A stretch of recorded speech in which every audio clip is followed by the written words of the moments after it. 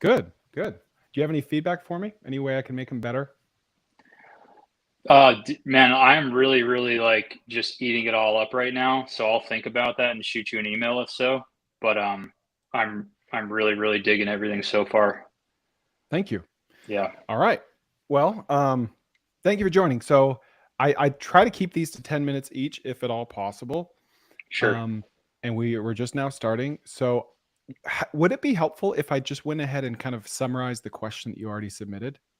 And then you can tell me if maybe that's inaccurate at this point, and then we can just go from there. Yeah, that's great. All right. So what you wrote to me was, let's see, control find. So I'm a wantrepreneur slash software engineer developing consumer electronics. Mid 30s, make 185K. I already trade my time for money. I don't want to start a side hustle that requires uh, more of that. I already tried cleaning gutters. I want something that scales. I read your newsletter, and I'm desperate for my first dopamine hit of someone willing to pay me for something I did slash created. And I will add, it does feel really good. So you're on the right track. I would love to sell something online. I have no e-commerce experience. I have no experience trying ideas. I have no sales experience or online marketing experience, etc. But I would love to get this experience. Question one, should I prioritize getting experience with something like Klaviyo, which is a marketing email marketing software that gets me exposed to marketing and testing ideas, or work for a company part-time selling their outdoor grill product, commission only, and learning how to generate my own leads? Question two, I love spreadsheets, but I have no accounting background. Can you recommend a resource to learn the business lingo, important metrics, etc.? So my first question to you, Aaron, is two-part. One, has anything changed since you submitted this question? And two, I would love to hear more about this side hustle opportunity to sell grills.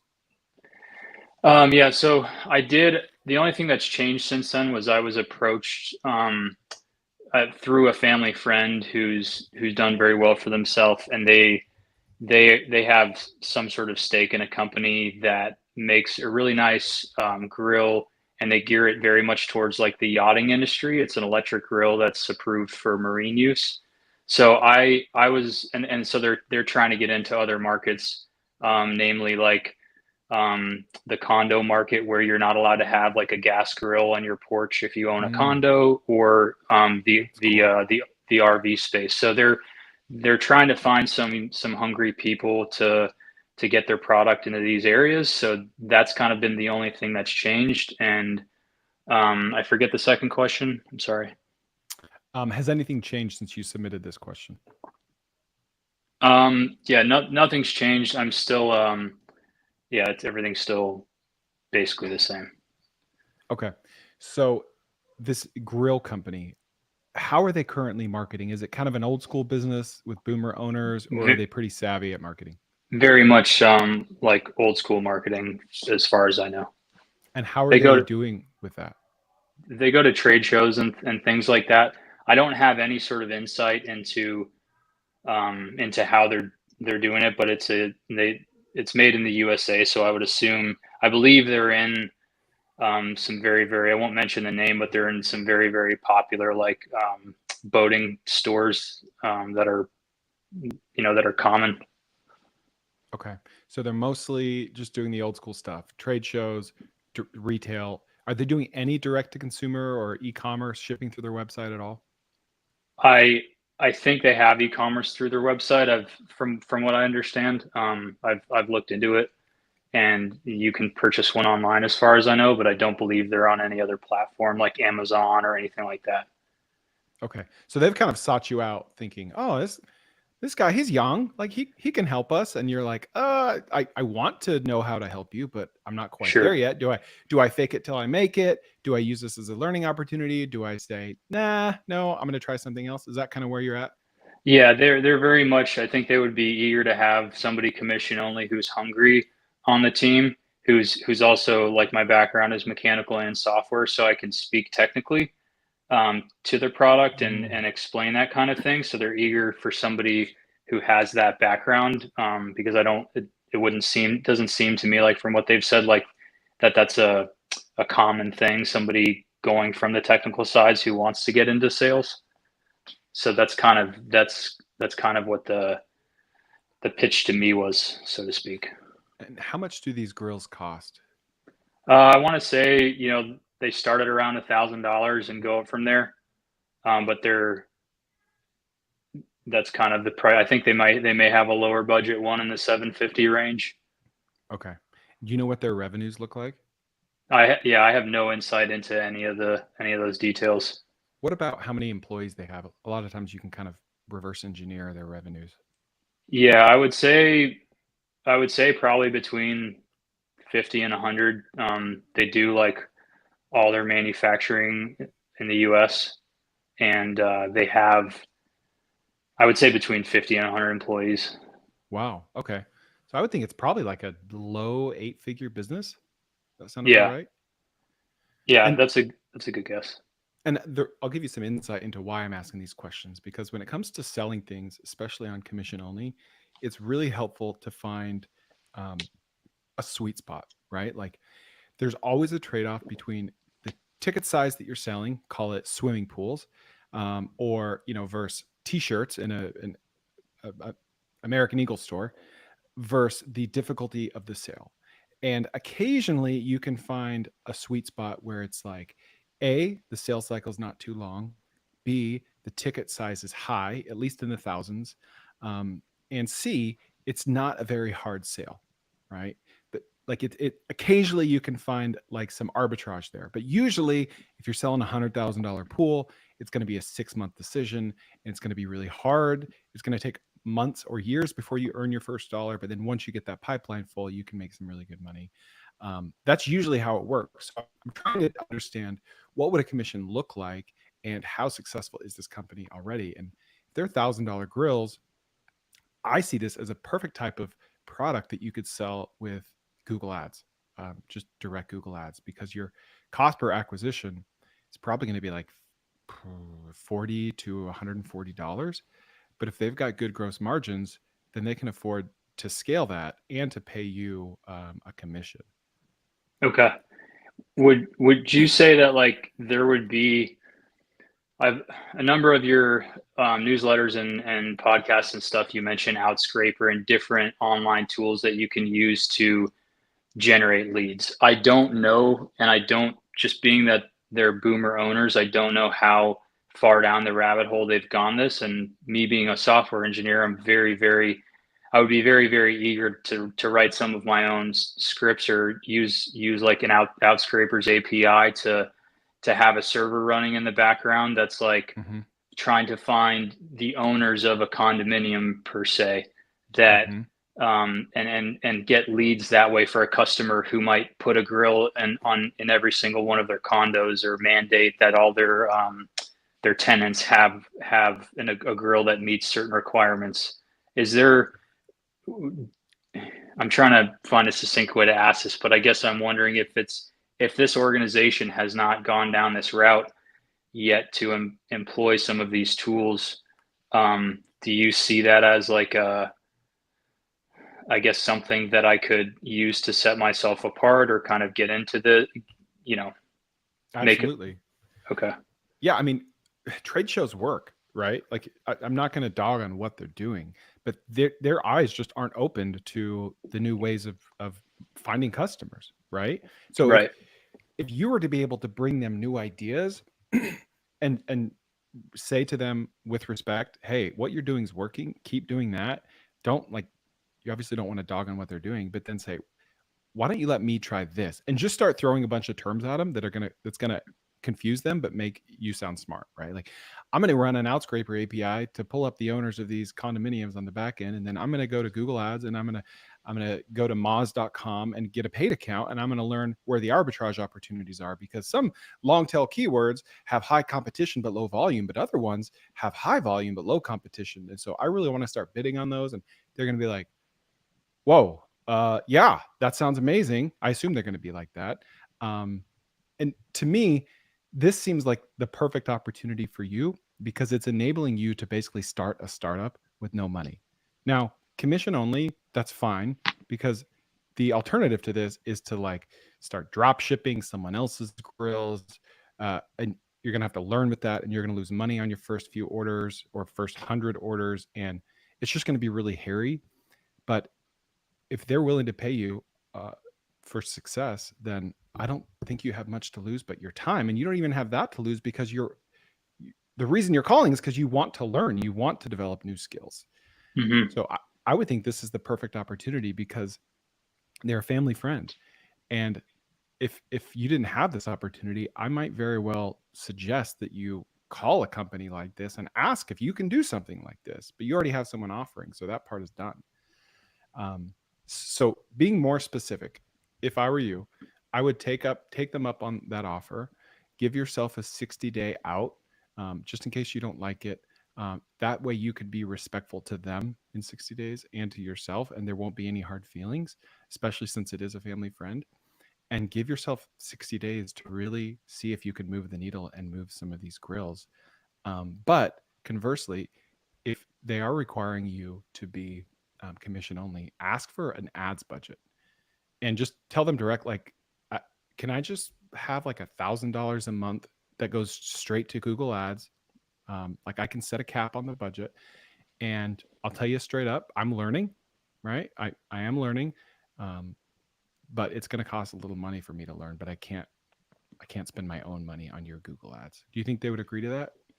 I think so. I mean, from what I've seen, they would be willing to do something like that. And I guess that prompts me to want to ask you, what, as an engineer with no sales experience, what does a fair commission look like for somebody like me wanting to get started but bringing a little bit of, technical experience to the table? It's tough because a commission on a grill that you had to pay $50 to get through Google Ads is going to look different from a commission on a grill that you acquired by cold calling a condo owner, right? Okay. And so I would try to work out those details side by side with them and say, and just go cover all your bases. Say, if I cold call a condo owner and sell 100 grills, what does my commission look like? If I spend $40 in ads to sell one grill, what does a commission look like? If I find an influencer to make a video of your grills and he sells 1,000, but I have to pay him, $100 per grill, what does my commission look like? So I would just make a structure that covers, basically take all the ideas of everything you might want to do to sell these grills and try to see if you can get a commission and a budget attached to each one. Okay. That makes sense? Yeah, completely. A lot of influencers are going to be like, yeah, oh, wow, you want to give me a percent of every grill that I sell? You and everyone else. That means you don't want to take any risk. I'm going to need some money up front. And so some influencers will be willing to take that risk, but usually the best ones are going to want some money up front so they feel like their time is being guaranteed. Understood. Okay.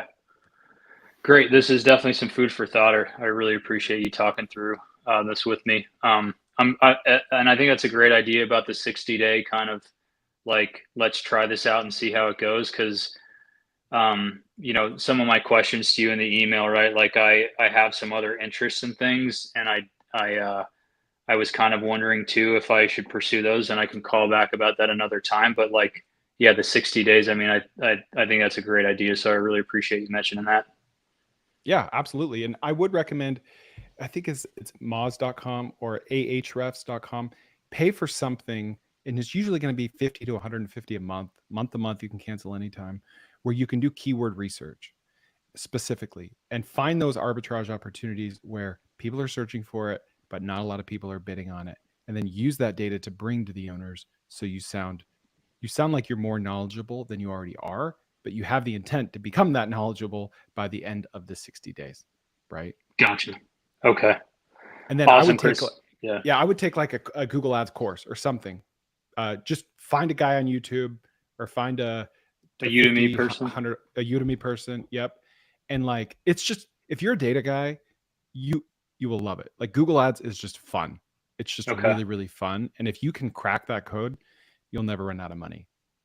So Got it. Okay. Hey, listen, I'm so grateful for you having me on. I'm definitely going to try to come on in the future and ask, but I'm eating your content up, and I think what you are doing is awesome, and your partner as well. So thanks again. thank you, Aaron. I appreciate that a lot, and good luck.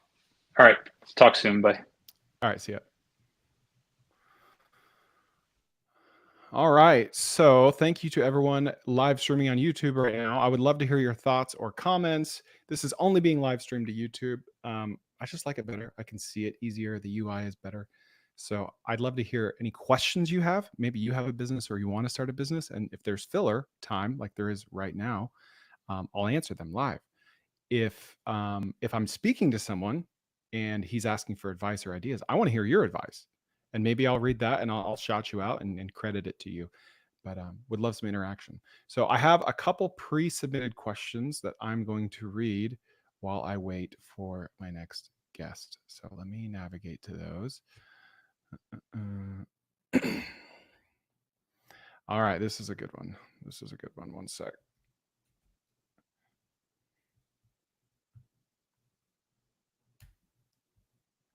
All right. Here is a question from Ashley. I sold an investment property, 1 unit in a 20-unit complex, to a developer through an 18-month-long sales process where all owners had to agree to sell to the developer. That sounds like a nightmare. I was initially very happy with the price I got, doubled my money in 5 years, until I found out the prices that others received. I was not the lowest, but the highest prices were $250K more. This is a substantial percentage difference, as all prices were under 1 million. I know that comparison is a thief of joy. I hate that quote, by the way. And I should move on and learn from this experience, but I'm struggling to get past it. The question is how to emotionally move past this. I understand all the logical reasons. I can't change the past, still made a good profit, I can learn to negotiate better, etc. But it's getting past the missed opportunity mindset. How do you handle the situation? Ashley, I feel for you. I've been there. I have seemingly, I'm quoting right now, wasted months and years of my life at opportunities that didn't pan out. I've been there. And it's especially maddening. Like, you would be happier today had you not learned that fact. You can't change it, but you would be happier, right? That's why you're writing in.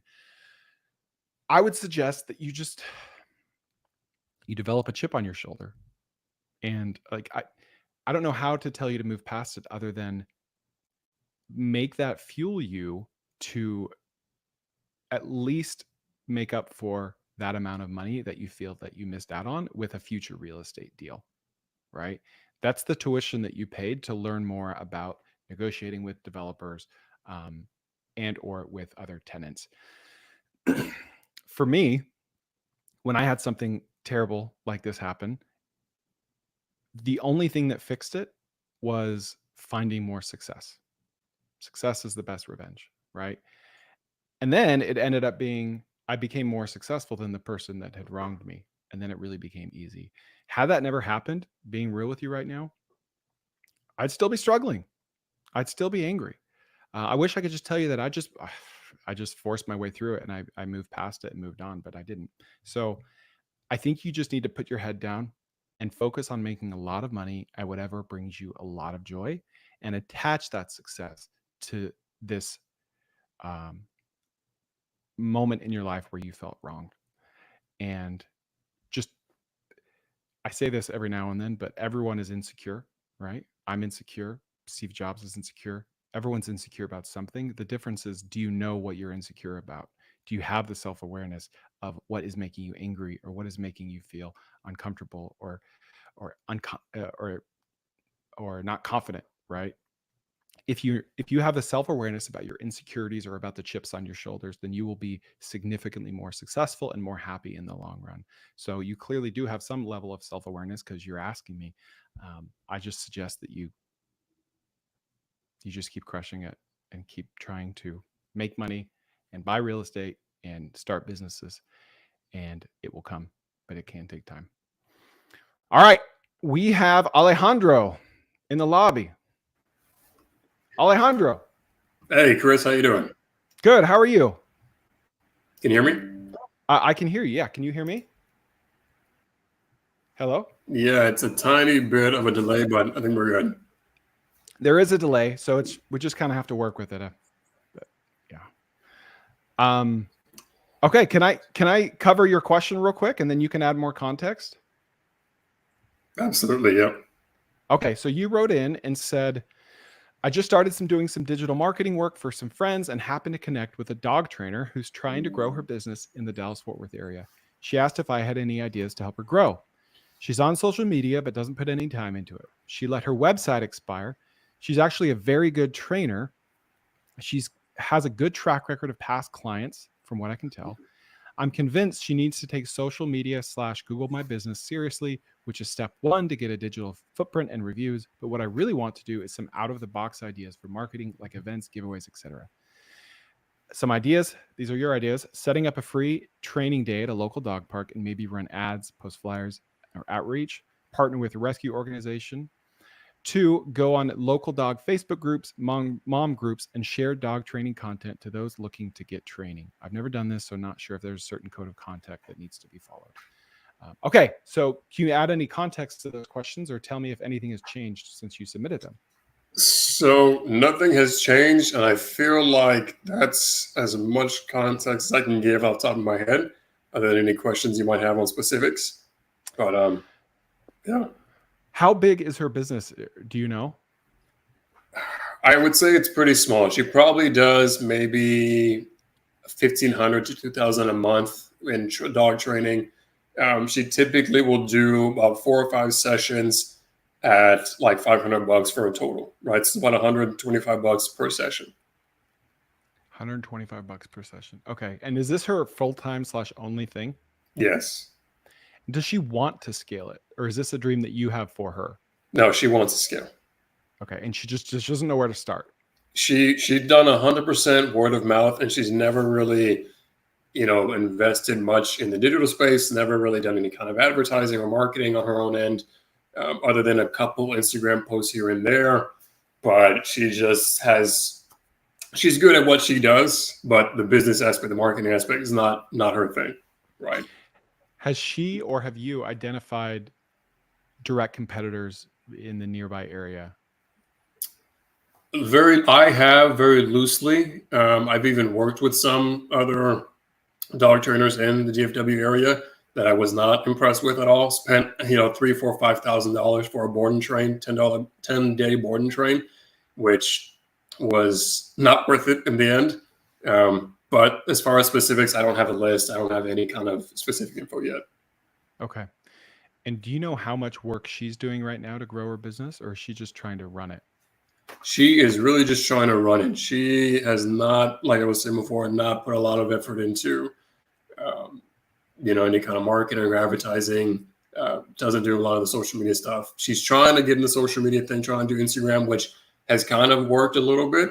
Kind of driven some traffic to there, but not much, just running the business. Do you mind telling me the name of her business so I could look it up? And I can also edit it out if you would prefer that, but I'd like to get more context here. Absolutely. It's Ascend Dog Training. It's ASCEND. All right, let's see what we got here. Is it in Arlington? Yes.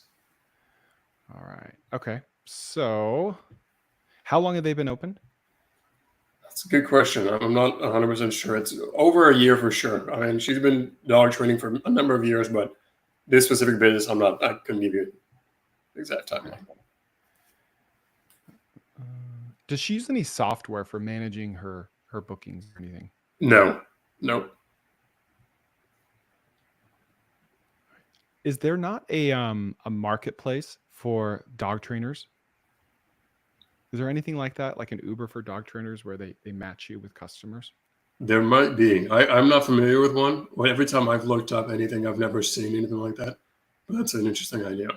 I would look into that. A lot of times there is a random niche marketplace for something like this that people, they don't think to look for it. Another question I have is, would it be that hard for her to get her website back up and running again? Is she against that? I'm actually working on that. So her domain name, she really wants to keep the same domain name she has.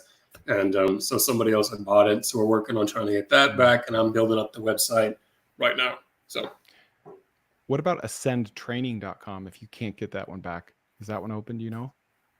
I don't know if that one's specifically open. I do know Ascend Dog Training TX for Texas is open.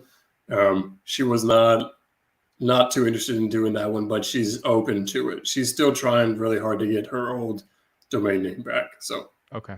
yeah. If I were her, I would invest in a tripod and simply let a camera start rolling as she's training these dogs, just to document. And 95% of the time, nothing special or interesting is going to happen, but occasionally something will happen. And she can just start by posting that to Instagram, to any short form video platform. And I would also suggest that she makes a list of her 5 biggest, like most direct, most local competitors, and then start reverse engineering how they got to where they are today. Looking at the web archive, scrolling way back on Facebook and Instagram, and look at those first posts. Look at the popular posts on Facebook and Instagram that got the most comments specifically. So I'm kind of obsessed lately with reverse engineering why certain things go viral, and it's always in the comments. And she doesn't have to find something that went viral, right? I'm just using that as an example. Look for the posts of her direct competitors that have outperformed. Okay. So maybe she has a competitor named Arlington Dog Training, and their average Instagram or Facebook post gets 7 likes and 6 comments. Then you see a few that get 70 likes and 60 comments. Don't just look at what they posted to get that, but specifically read the comments on that post of what they are saying, and then create social media content that helps regenerate comments like that on her own posts. Does that make sense? Yes. Yep. So like, for instance, maybe one of our competitors posted a video of them training a dog how to heel, and they had a choke collar in the video, and all the comments were like, oh, those are bad, those are unethical, yada yada. You can use that, right? Maybe now her brand is like ethical dog training or kind dog training. You know what I'm saying? Yeah. That makes sense. Okay.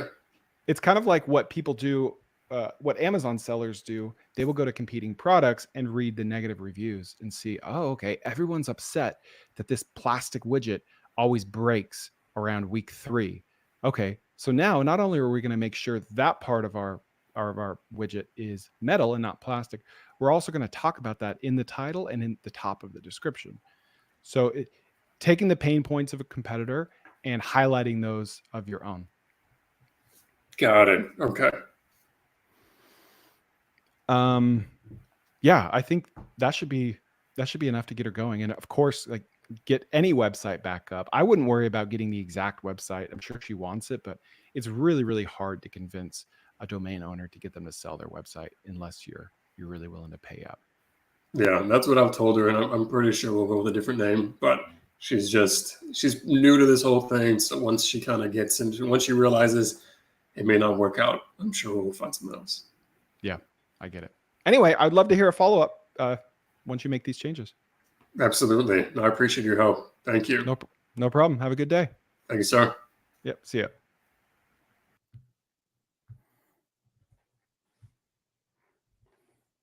Lou. How are you doing, Chris? Good. How are you? Oh, Peachy Keen. I apologize. I'm up at the public library because I'm in Colorado right now. My wife's brother is getting married, and so the house is like an absolute, chaotic situation. So I came down to the library, and I'm just waiting for this guy to clear out of the room. So I'll be ready to go here in a second. No problem. So you need a little bit of time?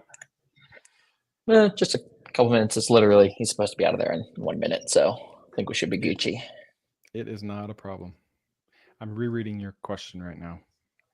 Yeah, I'll get it. And we can kind of, I know that I think you posted about this before. Yeah, because I DM'd you about it. And so, I mean, we can really take it kind of whichever direction that you'd like, if you just want to, know more about how like it's put together, or how we're, planning on revenue and all that jazz. I was just, we had a lot of ideas about, hi, how are you doing? And here I go. I had a lot of ideas about like how, and things already underway about how we're going to, make revenue off the model. But just want to see, I really admire you. I've been listening to your podcast now for a little bit, and you're like a business savant, from what I can tell. And so I, just wanted a chance to talk it through, see that we weren't missing on anything, and if you had any kind of creative things that we hadn't come up with. Thank you. Well, I appreciate the kind words. And yeah, I think it's an interesting business. Did you find me from when I tweeted about assumable mortgages back in the day? No, I've been following you for a while, actually. Okay. I think maybe before you revealed to the world that you were Chris. I don't know if I've been following you that long, but certainly quite a while. I think Retweet has some of like the most interesting content because it kind of like hits me where I live, talking about different structures and different ways to get things done. And so in that regard, I really appreciated following different folks on Retweet, and you were one of the ones that everyone was like, "Oh, this guy, it's great follow," and I agree. So, all right, well, thank you. So, I'll get everyone caught up. So, you have a platform that enables people to find assumable mortgages, and from what I understand, an assumable mortgage is when you buy a property and you just assume that existing mortgage. Which today, the big benefit of that is not having to pay 7 to 9% interest rates. You can hopefully capture their 3 to 5% interest rate. Is that right? Yeah, and I mean, we've actually been struck by how low some of the interest rates are. Like, I'm a veteran, which is kind of how this whole thing got going. My buddy reached out to me, was like, "Hey, do you know things about assumables?" I was like, "Yeah, I've got a couple of assumable mortgages," and I think we have a home in Nashville that we have a VA loan on because my wife and I are both veterans. Well, she's still in, but and I think that one's like 2.25, and it's some crazy number, like 70% of the ones, which kind of makes sense given like where the funding environment was, maybe 18, 24 months ago. I think it's something like 70% are under 4% interest rate. So that's, yeah, I mean, you're talking about potentially up to, $1,000 or more savings on a per month basis. And then over the life of the loan, I mean, hundreds of thousands, certainly. Okay. So where is your business at right now? Are you guys pre-revenue, post-revenue? Where are you in your journey? So we're kind of like right on the front cusp of really recognizing some revenue. So we have generated a pretty remarkable amount of leads. I think we've probably pushed like 30,000 leads to our real estate partners, and they're the ones that are actually going to be making those referrals out to whoever the local real estate folks are to actually help those people. And so the only, the thing about assumable mortgages is that it's not like a panacea, and it is a little different from a typical transaction. It looks a lot like a regular transaction. You go through many of the same like underwriting processes that you might, otherwise for a normal new loan. But it just, the servicers who are actually like collecting, funds every month on those mortgages, they don't move very quick. And actually just this week, HUD announced that servicers could charge the previous maximum was like $900. And so it wasn't really, worth it to them to like rush or, staff up those offices. And I mean, assumables haven't been like a big thing for decades because we've been living with such low interest rates, but they just bumped that up to $1,800 per, transaction. And so from the folks that we've been talking to across servicers, they're all trending downwards. And so most of them are around, maybe 60 days now, getting back, getting down towards 45 and even faster. So now what is 60 days exactly? So it's like basically from the time that the person engages with the servicer to get the loan moved over from the seller to the buyer's name. And that's where they collect all that documentation. And we do have, we do provide a service that, helps folks like get all their documents in order and hound the servicers basically to, try to move things along more quickly. Okay. So first tell me how your platform works. So when you say you drove leads to your real estate partners and all that, like, yeah, how does it work? Yeah, so we have the right now the only nationwide platform where folks can go into whatever their local area is. They click on a property, they find one they like that makes sense for their financial situation. They click assume this home. At that point, we've got real quick, are these properties for sale? Are they for sale, or are they just homes that exist that have an assumable mortgage?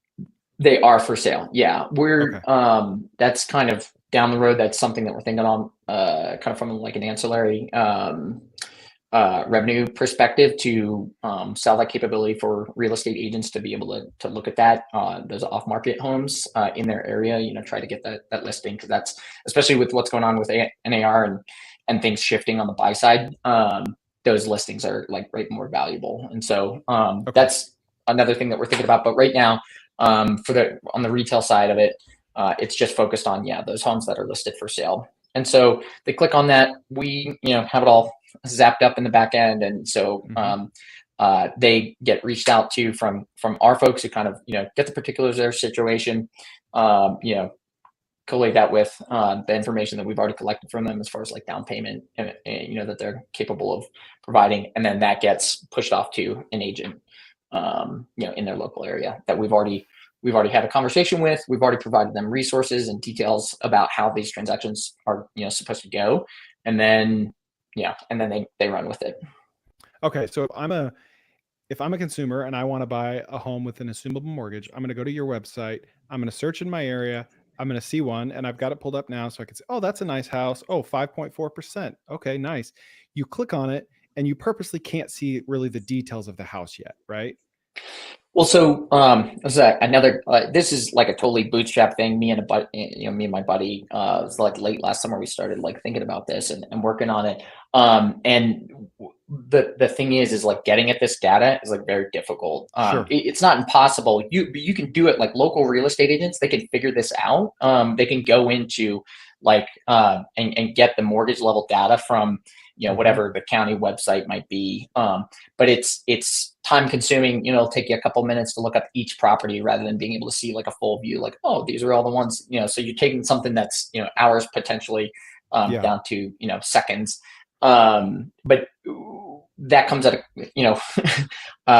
being bootstrapped comes at a cost in terms of like the data fidelity that we are able to offer people. And that's something that we're like actively working on, because we've realized that like the data piece is a big portion of it. And so we were like, okay, what's kind of like effective to get us to an MVP type offering. And I mean, people have clearly responded. It's enough information for you to move forward, kind of like just knowing the particulars of that loan, and you can see the rest on like Zillow. You can go look at it, right? Yeah. It's it takes 2 seconds. And I assume that was for a reason. I'm not criticizing that strategy. Yeah. I'm just trying to fully understand how it works. Sure. So, because I have it pulled up now as if I'm a consumer. So you click assume this home, and that is basically a consumer telling you that they want to learn more about the home. And then they're led to a type form, right? And they put in their info, and I'm doing this now, so you're going to see a lead from me. I'm just trying to see how it works. I'm a buyer. Do we have a real estate agent? So if the answer is yes, what does that do? And are you generating revenue by just referring leads to real estate agent for a percentage of their commission?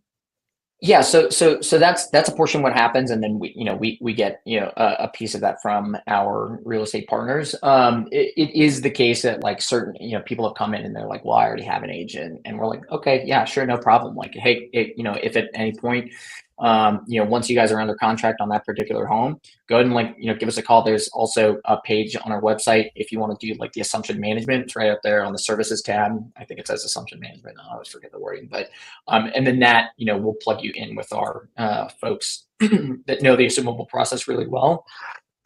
Pardon. And they'll help you process that, like I said, on kind of an as expediently as possible. Okay. So if I don't have an agent, then you're sending that to an agent. Mm-hmm. And what if I do have an agent? If you do have an agent, like that's fine or whatever. At that point, if it's not an agent that we previously worked with, we're like, hey, if you guys have any questions, we're the whole point of we started this, making money was kind of like a secondary consideration. We were like, let's make this information let's get this information out there. Information wants to be free. And so, but if you already have one, we're like, okay, great. At that point, now the particulars of that property, and you have the information to go to that seller and say, hey, I noticed that, this mortgage is assumable. I'd love to do that.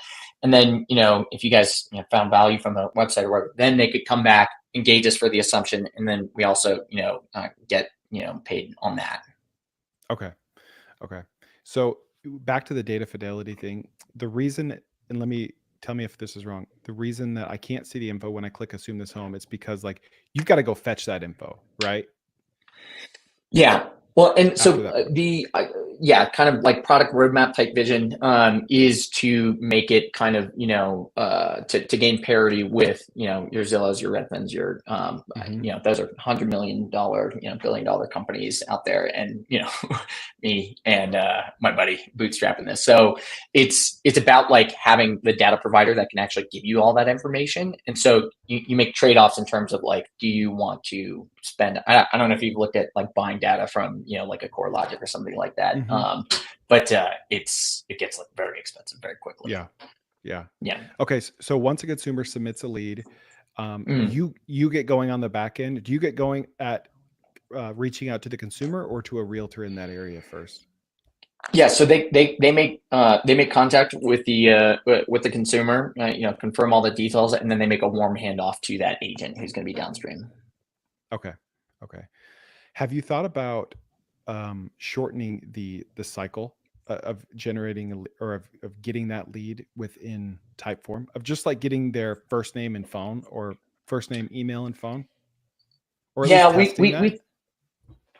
Yeah, we've tried a few different things. My co-founder is a marketer by trade, and he's like, always, kind of testing these different things. The issues I think that we're having in the business are not related to like actual lead generation. I think that's something that we are literally, week over week, month over month, day over day, like setting records. Like I think like Monday this week, we had a record day in the number of leads that we passed off, and we were like, what happened? Our traffic blew up. Like we don't, and some of it's attributable to folks like yourself who just kind of may say something about Assumables, and our SEO is very good. We got the name, which is nice, and so like. That's not the part that we're worried about. We're, now we're thinking about kind of like downstream ways that we can like, help agents become, a little bit more informed so that they can manage expectations for their buyers and their sellers, more appropriately, and kind of serve them in a better way to make the transaction more likely to be successful. Okay. So can you explain that in a more simple way? Like your bottleneck specifically is what? Is getting the transactions done, because folks haven't, Assumables haven't been a thing since like basically like the 80s. And so everyone who has done them has more or less like aged out. Like they get processed from time to time. I think like the numbers for the last 2 years were, something like 3,000 or 3,600, something like that. They're not big numbers, in the past, because it just hasn't been something that, has been something that's super valuable to do. And now that it is, and both on the buy and the sell side, right? Like the buyer is going to be able to afford more home because the payment's not going to, be crushing them. And then the seller, depending on how you think about it, with rates having risen as much as they have, like prices on homes should be down significantly more than they are, but like you have all these supply constraints, right? And so sellers don't want to like give up on getting the number that they see on those estimate. And so like the Assumables are a way to get it done. But it's like slightly more complicated, and people just aren't super comfortable advising their clients on it. And so that's the big thing I think that we've been running into. Kind of education to the realtors so they can educate their clients in an accurate way about how it works. 100%. Yeah. Do you have any stories of how this is illustrated perfectly? Like, all right, well, we had this one client, we had a realtor, and it just fell apart because of X, Y, and Z. Well, I mean, that's been the feedback that we've gotten from all the agents that we've gotten feedback from. They're like, awesome lead quality, because we do, because we have that little bit longer lead form, we collect that information like down payment, right? And so we can kind of, we know that we've got good high quality leads because I think that the average down payment of the folks that are coming through our site is like 125, something like that, thousand in down payment. And so like being able to pass on like those really strong leads, that's not really the problem, right? The thing that we're hearing back from agents is that these listing agents, they kind of get the sense that they might have heard like a horror story or something like that, or they just have kind of a dated appreciation for how quickly these transactions can happen. So they're like, this is going to take 6 months, and it's like, well, like 60 days. So there's kind of a dichotomy. The realtors are like, wow, this is a great lead. Thank you so much. But also, I don't know what to do with this. And is this a scam? Like, they don't even know enough about assumables to really sell it to their client. Well, Is that accurate? So we provided them with a lot of material, and we've the real estate partners that we have, because we kind of have approached this whole business from the perspective of like, okay, let's focus on what makes our beer taste better, and let's figure out partners and folks that are actually going to be able to do the real estate part, the lending part. We're also we are about to announce, well, not like officially, but like we have lending partners who are going to be able to like lend in that second position to make that down payment not so big. So like, say you can bring 80K, but you need 150K to make like the equity gap work between the purchase price and the amount on the loan. We're going to be able to lend on that now, and it's going to be at like 9.5%, 10%, but the blended rate with like a 3% is going to be significantly better still, and worthwhile going through kind of the headache of doing that. So, but the thing that we've heard back from these buyers agents the most is like, hey, great quality lead. The problem that we're running into is that these listing agents like just kind of don't get it yet. And they frankly don't realize like what an asset they're sitting on from like a listing perspective. Like it's a total differentiator, and it makes it stand out, in terms of, hey, like, I know this house is $600,000, just like the one next to it, but this one you can actually assume, and you can, it's much more affordable than going out and getting a brand new rate. And so we're like, that's the part that we're running up against right now is trying to help, listing agents understand that.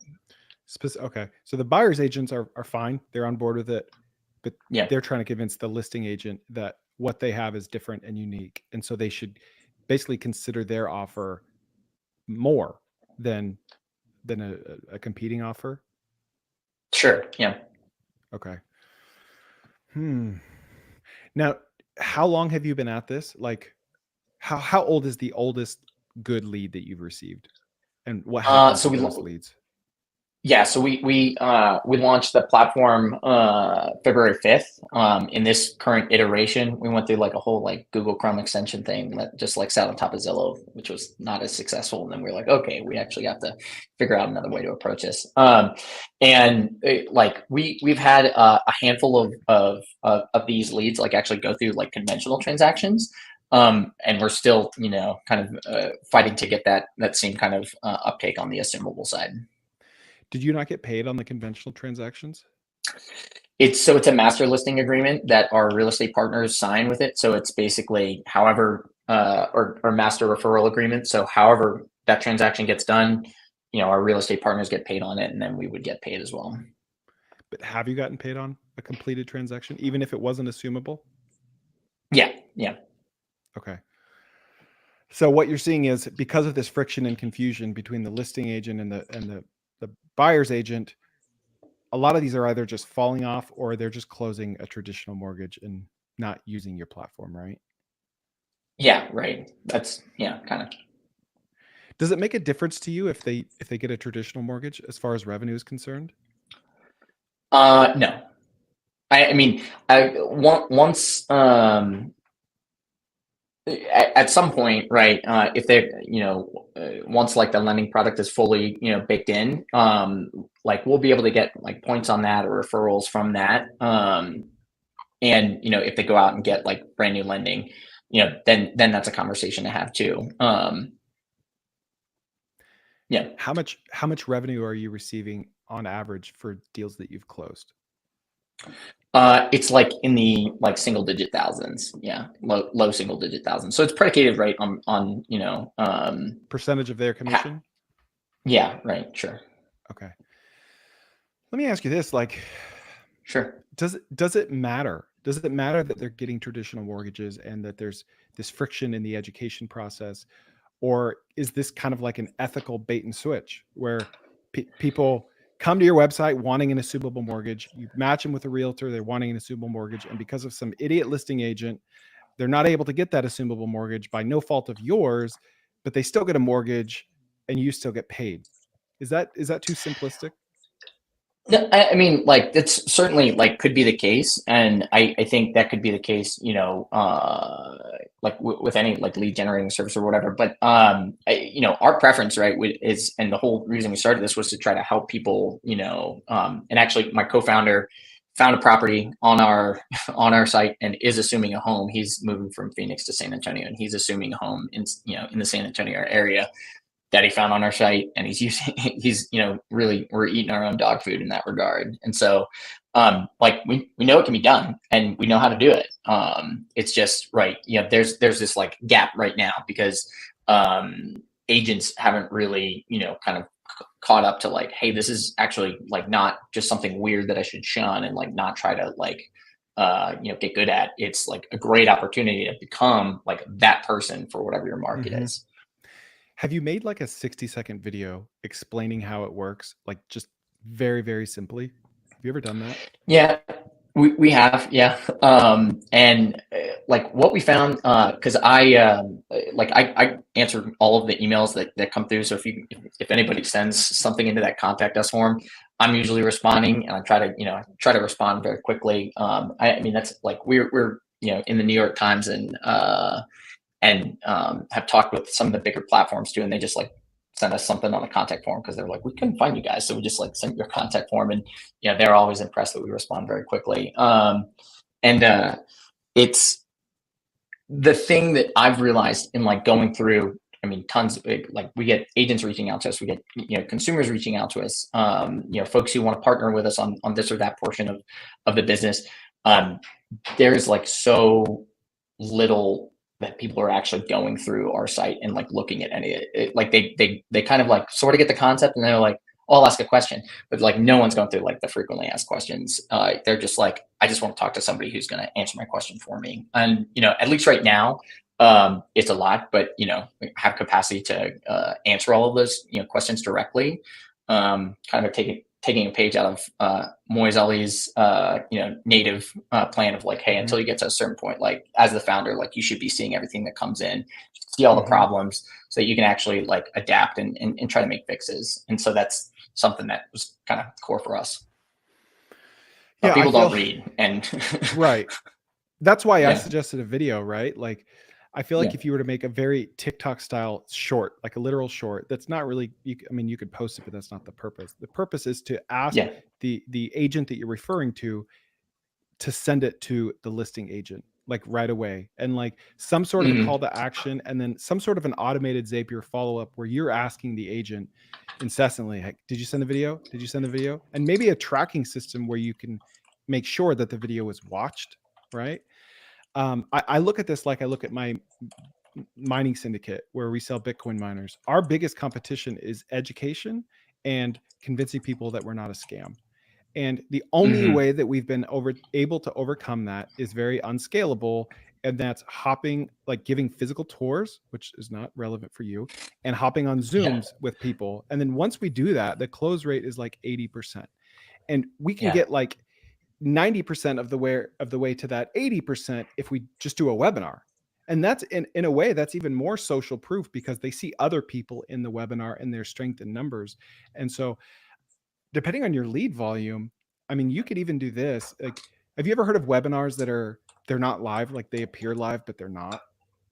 Yeah, just asynchronous. Yeah. Yeah, like an async webinar. Like you could have a daily one that these realtors join at any given time, and they can see like a live count of everyone who's ever been in it, asking questions and whatnot. Maybe even have someone on the back end answering those in real time.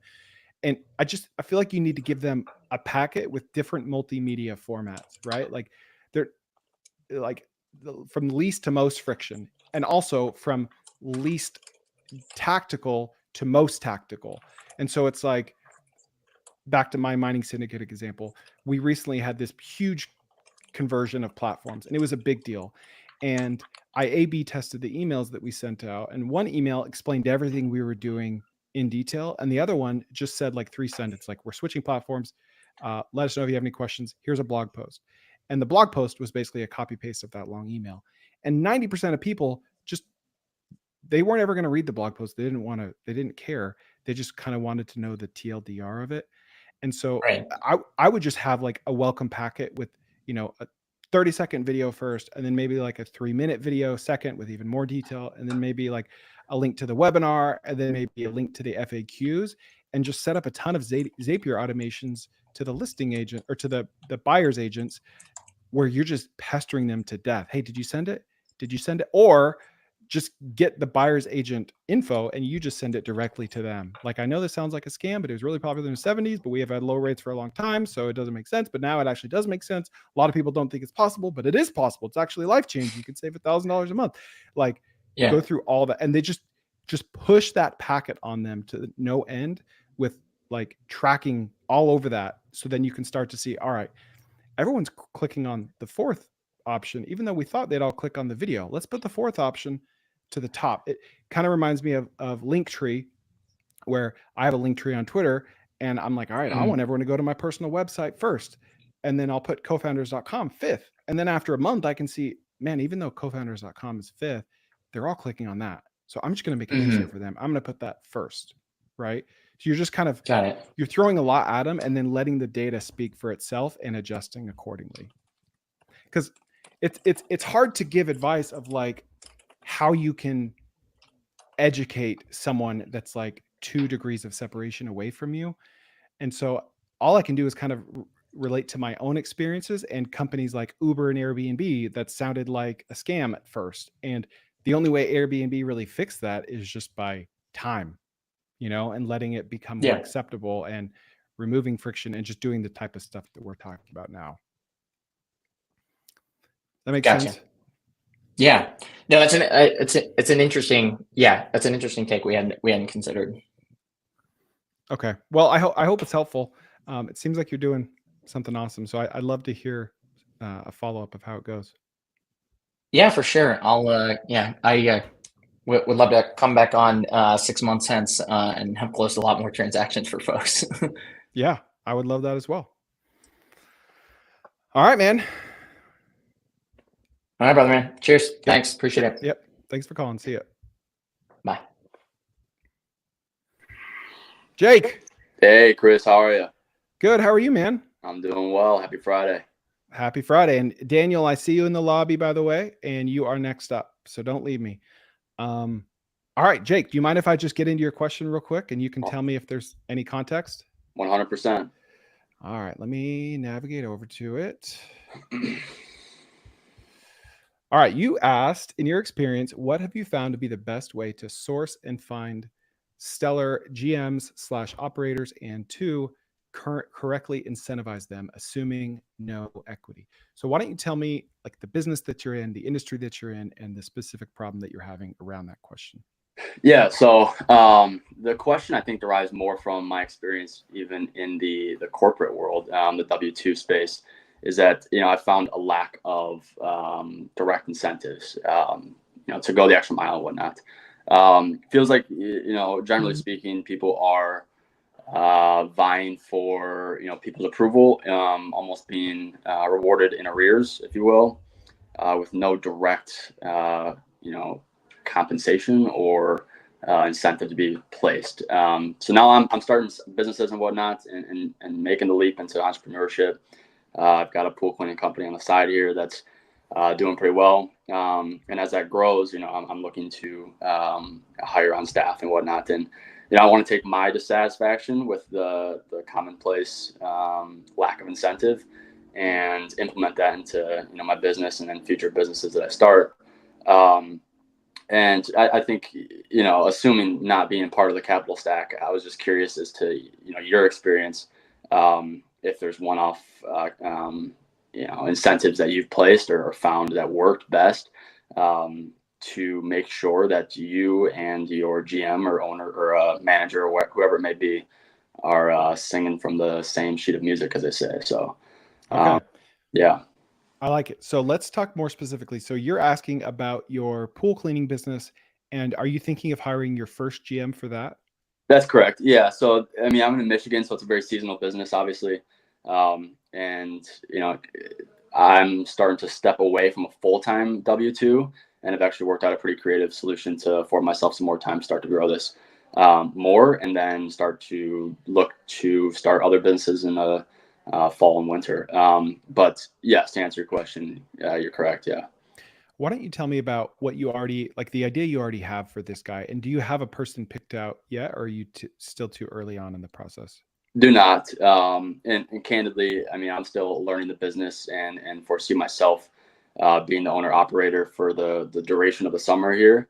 Really building up that client list, get a good foundation, and then next year, jumping off the launch pad, so to speak, and hiring out that work and bringing on some help. So now, what will the GM be doing if it's not cleaning pools directly, or is that what he'll be doing? So that's it's a little bit of a crawl, walk around, if you will. So definitely going to start to clean pools because I've already got a decent client base built up, and I assume that to grow throughout the summer.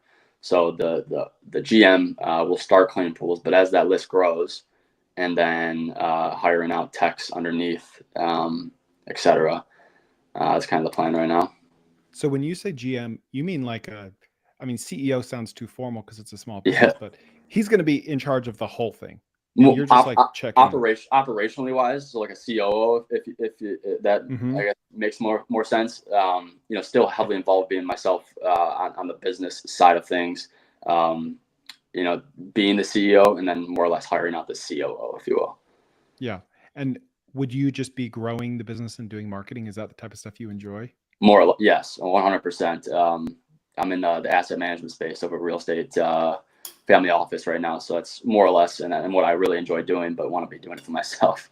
Candidly, so yeah. And do you plan to quit your job for this? I'm already starting to. I've actually worked out a solution with them that I'll be paying back to part-time indefinitely. Nice.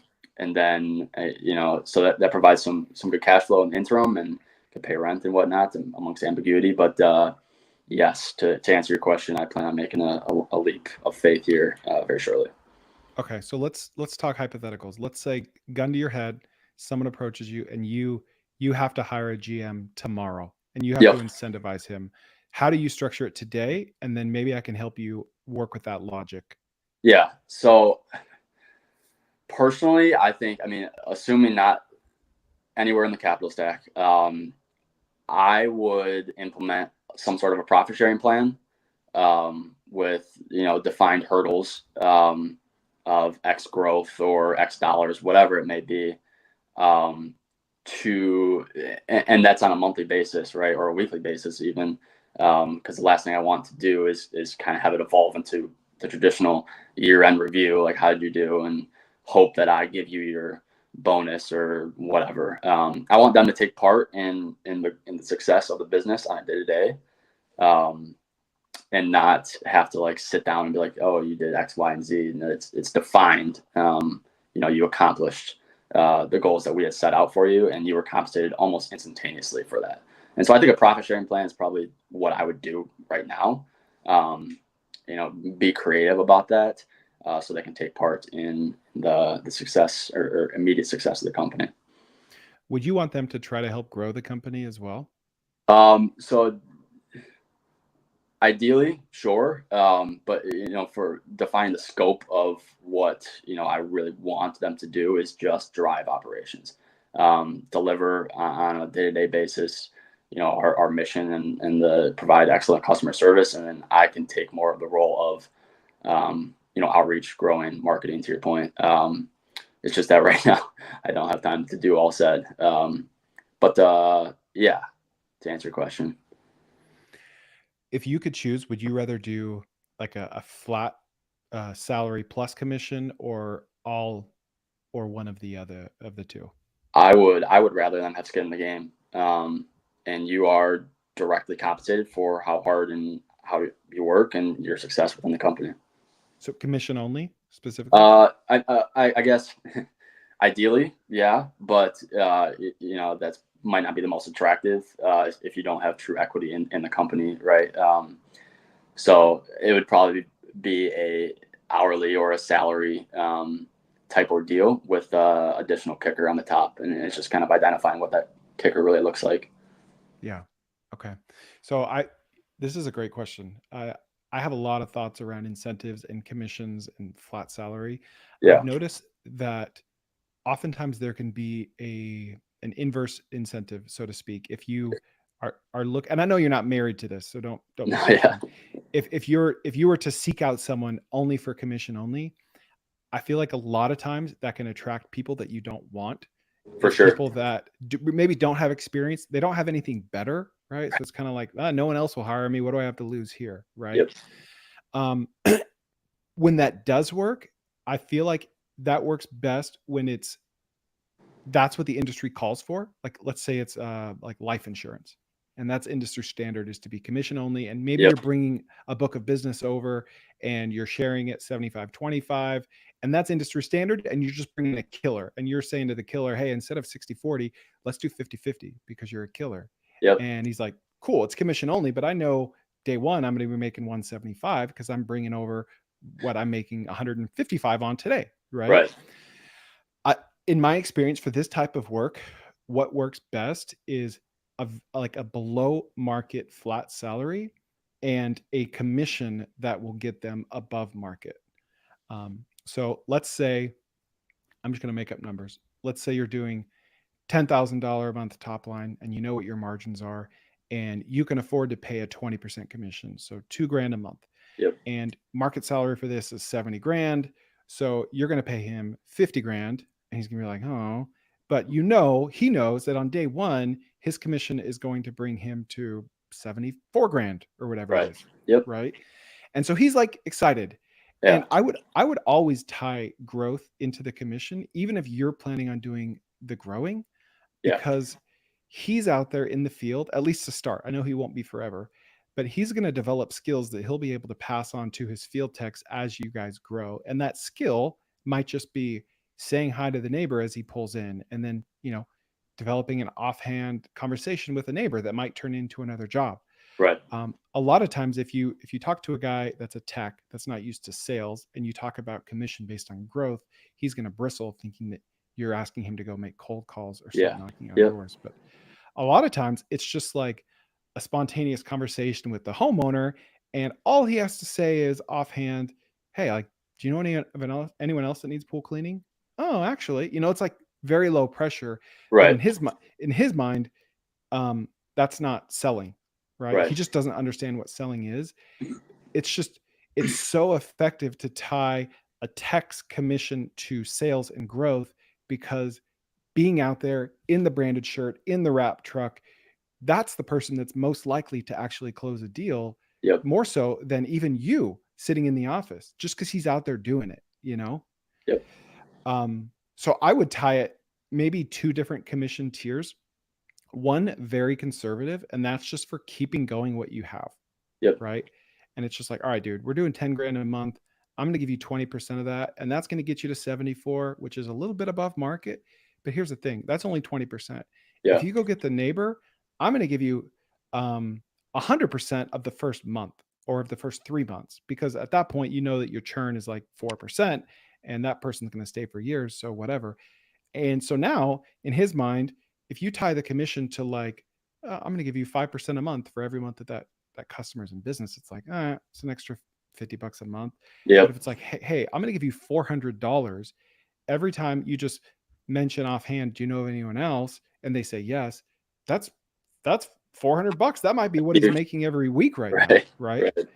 And so it all comes down to framing it. And so you always want to find that balance between a structure that can protect you in case he just goes crazy and starts selling a ton and you find yourself broke, and a structure that's generous and simple. Agreed. Because like, it's really easy to be like, man, keep it simple, but simple can really screw you if he does nothing or does too much. Right. And it's also really easy to say, all right, here's what you got to do. You got to do earn out over time. It's got to tier down to a threshold that you just have to find that. Yeah. Too much friction. Right. So that's you're asking the right question, because most people aren't thinking of incentives at all. They're like, oh, market's 70K. I'm going to pay him 70K. Commissions are everything. Incentives are everything. Charlie Munger always talks about it. It's like, if you're not thinking about incentives right now, like even if you think about incentives all day, you're not thinking about it enough. Right. Right enough. Yeah. Well, and it's interesting. I guess it's just a forefront of my mind, especially as I start businesses and I start growing these businesses to where I might be disconnected from, or very disconnected from the day-to-day operations, and to instill or be able to sleep at night that your brand is being represented well, and they have reason to represent the brand well and whatnot. I think is the utmost precedence, to be honest with you.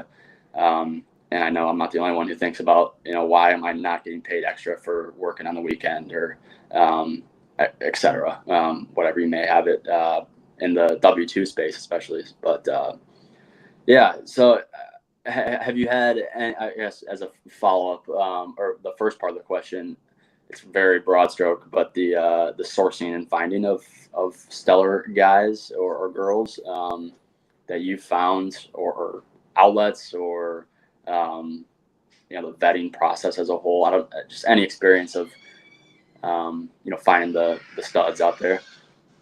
Yeah, honestly, the most luck we've had in finding this type of position has been Indeed. Cool. Like it's like right in front of your face. I'm not telling you Right. anything you don't already know, but Yeah.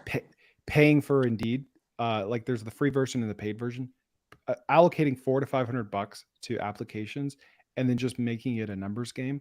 Yeah. You're gonna come across good guys. Also, I would just drive around your area, and when you see any sort of a crew, like a tree crew or lawn or whatever, I would just pull over and talk to them. Be like, hey man, like what do you guys? Oh, okay, and just kind of fake like you're just a curious but very friendly homeowner. Right. And then start like, how long have you been working this job? Oh, okay. Oh, 7 years. Okay. 7 years means he's probably really good at this. Okay. Yep. And just like those unscalable things, and you already said this yourself, are often lead to the best people. For right? sure. Yeah. But otherwise, 100%. Indeed works great. So. Yeah. Cool. Well, can't thank you enough for having me on here and responding to a hell of a cold DM there. But no, you're a rock star, and you're inspiring a lot of people out there, including myself. So can't thank you enough, and I appreciate your time today. Yeah, thank you, Jake. Of course. Have a good day. You as well. Take care. See ya.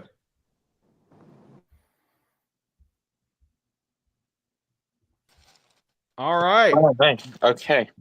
Daniel. Also, All I will right. say, Colin, you're up next. So Colin and I talked last week, but we didn't get to everything. So don't leave me, Colin. Daniel, how are you? I'm good. I'm doing good. How come I'm funny over here? Like, you see me? Yeah, I can. Oh, okay. There's another guy that just says connect me. Okay, fine. I just got this percentage thing saying 83. Okay, fine. Yeah. Okay, what's up? You're good. Okay. So do you mind if I just kind of recap your question and then we can go? Yeah, from of course. Yeah. Get out of that light. Yeah. Okay. All right. So what you said is, give me just a sec.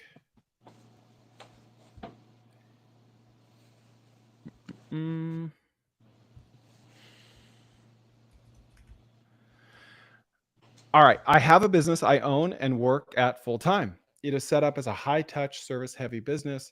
I would like to buy another business that I can use to increase my income. Since my current business takes up so much of my day, what type of business should I be looking for? So I'd love to hear about your current business more. Okay, I thought so. I thought you. Okay, I could talk forever about, like, any business owner can talk forever. Basically, it's a print shop. That's the forward-facing type of business. But we really specialize only in printing for wedding, bar mitzvah, and similar events. That's it. Okay. Here and there, I'll get other things from people that are my customers besides, or a shop nearby or something like that. But basically, that's it. That's all we do. We know what the event planners want. We know how to design it the right way. Other print shops that just do commercial things, they don't know necessarily how to design it the way that the event planners like it. They don't stock the funny papers, the blush pinks and the metallic taupes, and all the different things they like. We have those in stock all the time. And we have some specialty capabilities that a standard printing business might not have, like hot foil. We can print in white ink. I'm trying to think some other things. We have on-site die cutting. Some places send that kind of thing out. So we have all the things that we need to produce things for weddings, and we focus on that. Me. It's basically just me. Mm-hmm. And you're in Brooklyn? Yes, in Brooklyn. Yeah. Okay. Mm-hmm. So we are able to to get a higher margin because everything for a wedding is always gets a markup that other things don't. You know, whatever service or product you're providing, and printing is no different. And the downside of it is that you're dealing with a lot of last minute things. A lot, like right now I'm dealing with orders that came yesterday and a little bit today for weddings that are on Monday, on Memorial Day. So a whole bunch of things that have to get done, and in a short amount of time. And that's why I'm here all the time. I'm basically here 14, 15 hours a day. The rest of the time I'm either with my family or doing other different obligations that I have. And how long have you been working that much? That many hours? Yeah. Let me try to think. So this year will be 2 years since I let this guy go. And before that, at least 3 years it's been like this. I had a really great employee before COVID, during COVID, immediately after COVID. But then he said, you know, I could move someplace else and get the same apartment for about a third of the price. So that's what he's going to do. And since then, I've had a couple people that are not competent enough. And I found that I'm paying them, but I'm still coming back at night. So there's no point. Like when I had the other guy, it really took a load off and it was so much easier. But then after I lost him, it's hard to get people to work here that either they're overqualified and they think that, oh, this is so easy. Printing is just, you know, control P, file print. What's the big deal? Or they're underqualified and you know, they're watching Netflix while they're doing the work. And then I see it afterwards and I got to fix it all or things like that. It's hard to find a good fit. That's the thing with this type of business. Okay, so you've been working this hard for 2 to 3 years. How long have you been in business, and what is your annual revenue like? I've been in business for about 10 years, a little more than 10 years, 10 and a half years. I think I took this over from the previous person November. So it's almost about 10 and a half years. My annual revenues are about 650, 700, something like that. And but because of the high margin, I'm able to take home a substantial portion of that. So my income is good, but I need more. Let's put it that way. Definitely need more. And when you said take over, did you buy this, or what was that process No. like 10 years ago? It's interesting. My mother-in-law had this business, but not at the same it wasn't as built out as what I have now. She had it, and she was using it just as a business to print addresses on envelopes, guest addresses. And that is a high margin service. And after a few years of my being married, she said, you know what, maybe your wife wants to come work with me. We'll expand the business. And that's what they did. They took it, they expanded it to offer everything, but most of the work was brokered. And when I took it over, she called me one day and she said she wants me to take it over. She can't handle it anymore. She'll give it to me debt free. I just walk in, it's all mine. I can do whatever I want. I didn't have to pay for it. So it was like, yeah, it was just like, why not? Let's give this a shot. So I was able to expand what we offer, recalibrate pricing to where we actually make money. I brought a lot of processes in-house, and it's been good. You know, every year we've seen growth every single year. Last year was our best year ever. This year we're a little off on the numbers. I'm not sure why. Every month our revenues have been down, but I'm still able to take the same salary. So I think that's another thing. I just don't have my numbers really tight. Like I know my revenues and I keep track of that for sales tax, but I don't have a good handle on my numbers. But I know I'm able to comfortably take my salary, and I've never had to carry a balance on a credit card. I have no debt in the business except for the leased machines, because with printing, a lot of equipment is leased because you lease it for 5 years and then the company gives you another one, takes that one off your hands, gives you a new one, and that way you constantly have new equipment. So I have no actual debt. Like I have no small business loan, I have no credit card debt, I have no debt. Yeah, so it's working out. Okay. Do you have any employees?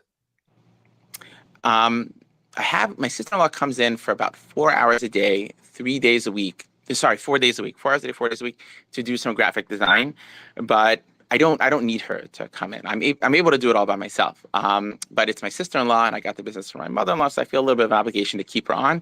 She's gonna be leaving soon, and I'm gonna use that to further automate some processes here. Like the money I'm gonna save from that to further automate some things here that are taking a lot of my time. And I don't really need a designer because so many things are templated. so many of the designs I have templates for, and it takes me, it'll take me 5 minutes to design something that takes her a half hour to design. So I'm able to really do it all. I can't really do it all myself, but I'm able to hold it down. I'm able to hold it down. Yeah. Are you purposely trying to grow right now, or are you just getting business because of your reputation? Right now, in the immediately short term, I am trying to find some new people.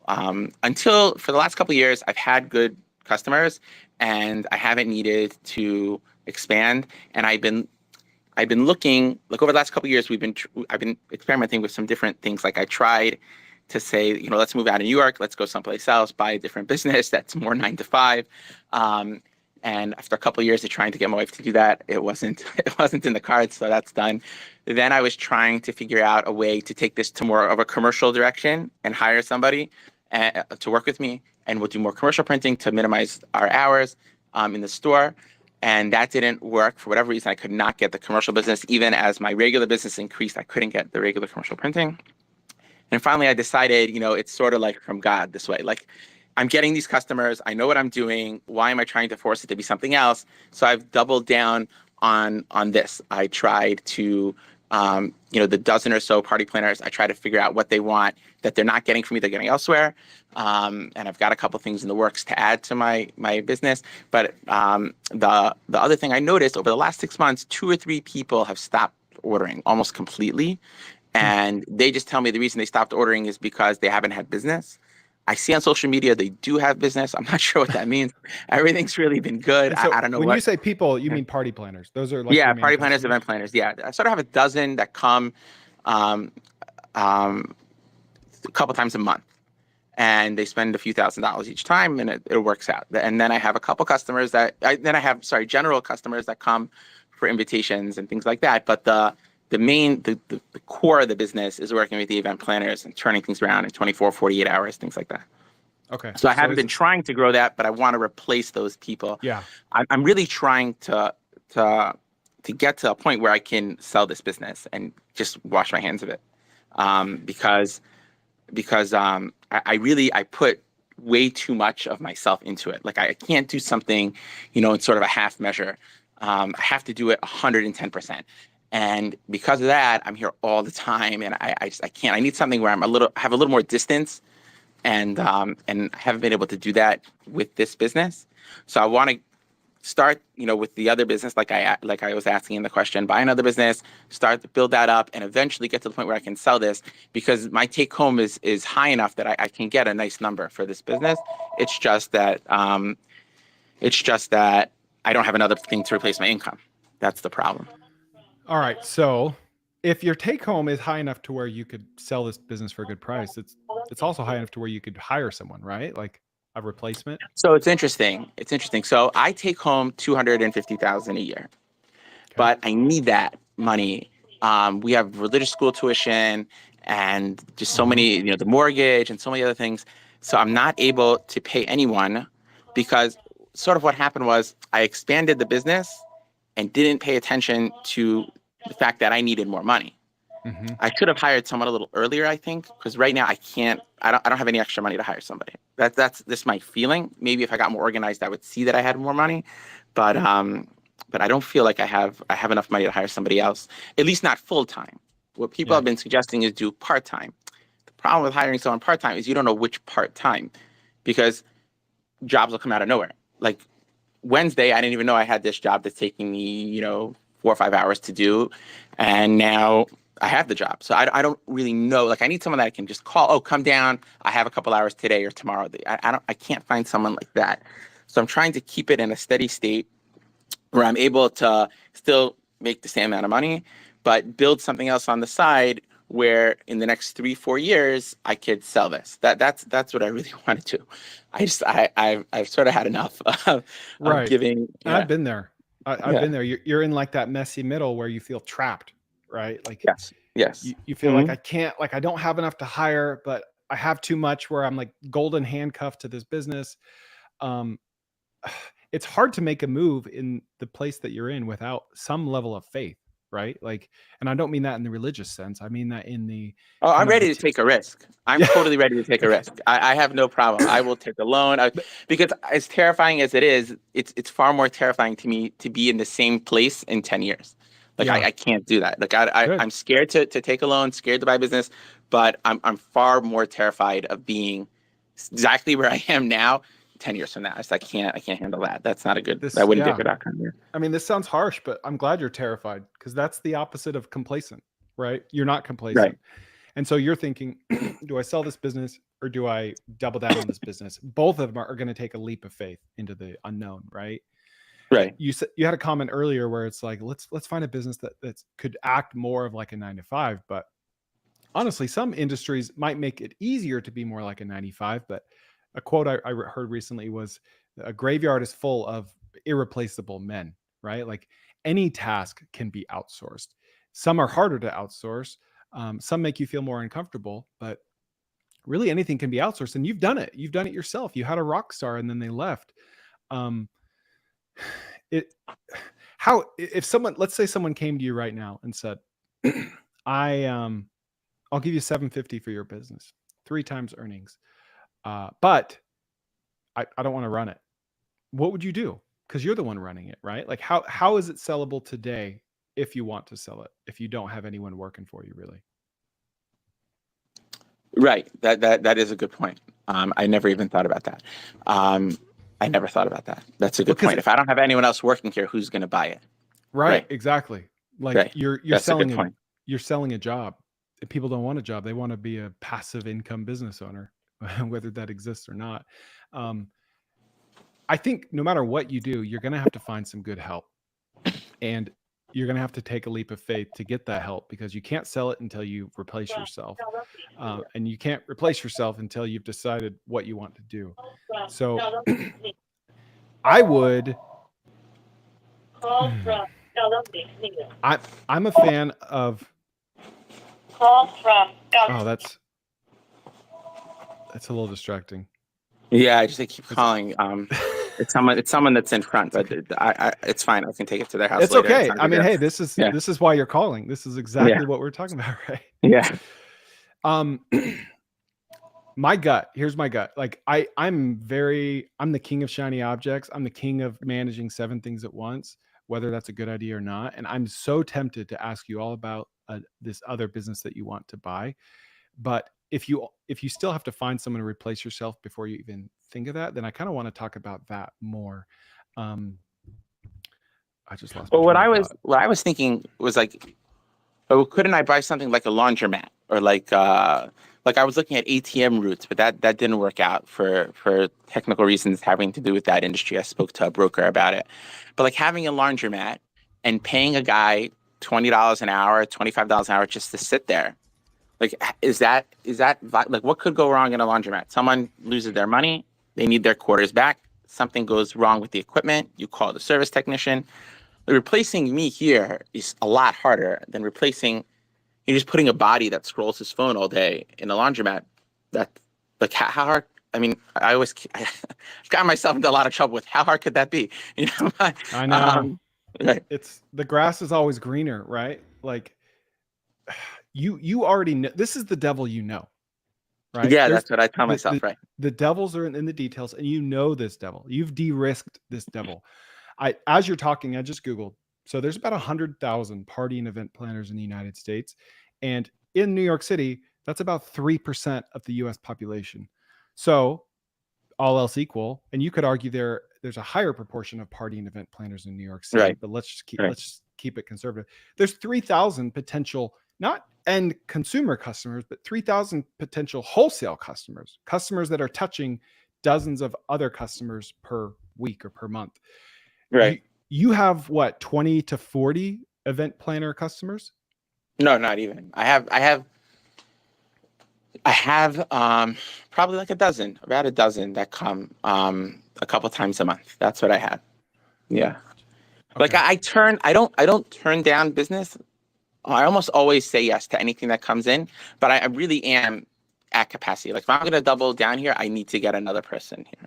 I don't think I could do more, because I'm here from about 8:30 in the morning till about 6:30, 7, and then I go home with my kids and my wife, whatever, and I come here from 10 till either 2 or 3 o'clock in the morning, and then the next day I do the same thing. And this is what I do basically every single day until like there's a night where I can't hack it, and I go to sleep like at 11 o'clock instead, and then so I wouldn't be able to take another. That's why I was thinking, like, I have a little bit of money. Maybe I should just buy a business that makes a little bit of money, where I can start turning down a little bit of this business and go, the next step, I'll figure out the next step later. I don't know what the next step will be, but I have to sort of minimize my time here. That's the problem. Like, to me, that was my problem. And then just get out of the business at all. But you're saying it's probably better to double down on this business. Yes, but I want to ask a couple more questions before I for sure get to that. How many direct competitors would you say you have in New York City that focus on weddings and bar mitzvahs? So I really appeal to a very specific clientele that for exactly what I do. I don't think there's really anybody that does it. Because I have there's a lot of people that broker this kind of work. They'll do the design and they'll do the fulfillment, like they'll assemble everything. So sometimes they'll need like a menu card or a box to give to guests or whatever, and all that stuff needs to be assembled. So they'll do all the assembly, but they can't do the printing because the equipment is too expensive. Mm-hmm. And the people that have the equipment, they don't want to be busy with this because they're printing 10,000 of this and 5,000 of that. And I'm doing the small orders. So most people I don't know of anybody that has the equipment and does and works with the event planners. Anyone that has equipment won't, and anyone that works with the event planners doesn't have the equipment, because I print for these people. Like, I print, sometimes I'm 2 steps removed. Sometimes I'm printing for somebody who's putting together the whole package for the event planner, who's selling it to the customer. So sometimes I'm 2 steps behind, and I try to find those people also, because you always want to minimize the amount of customers you work with. If you can increase how much you get per customer, it's better, and then work with less customers. That's what I found, at least. Because you get to learn exactly what they want, and it it's a couple WhatsApps back and forth, and the order's in. So that's what I've been doing, and I've been getting a few more here and there.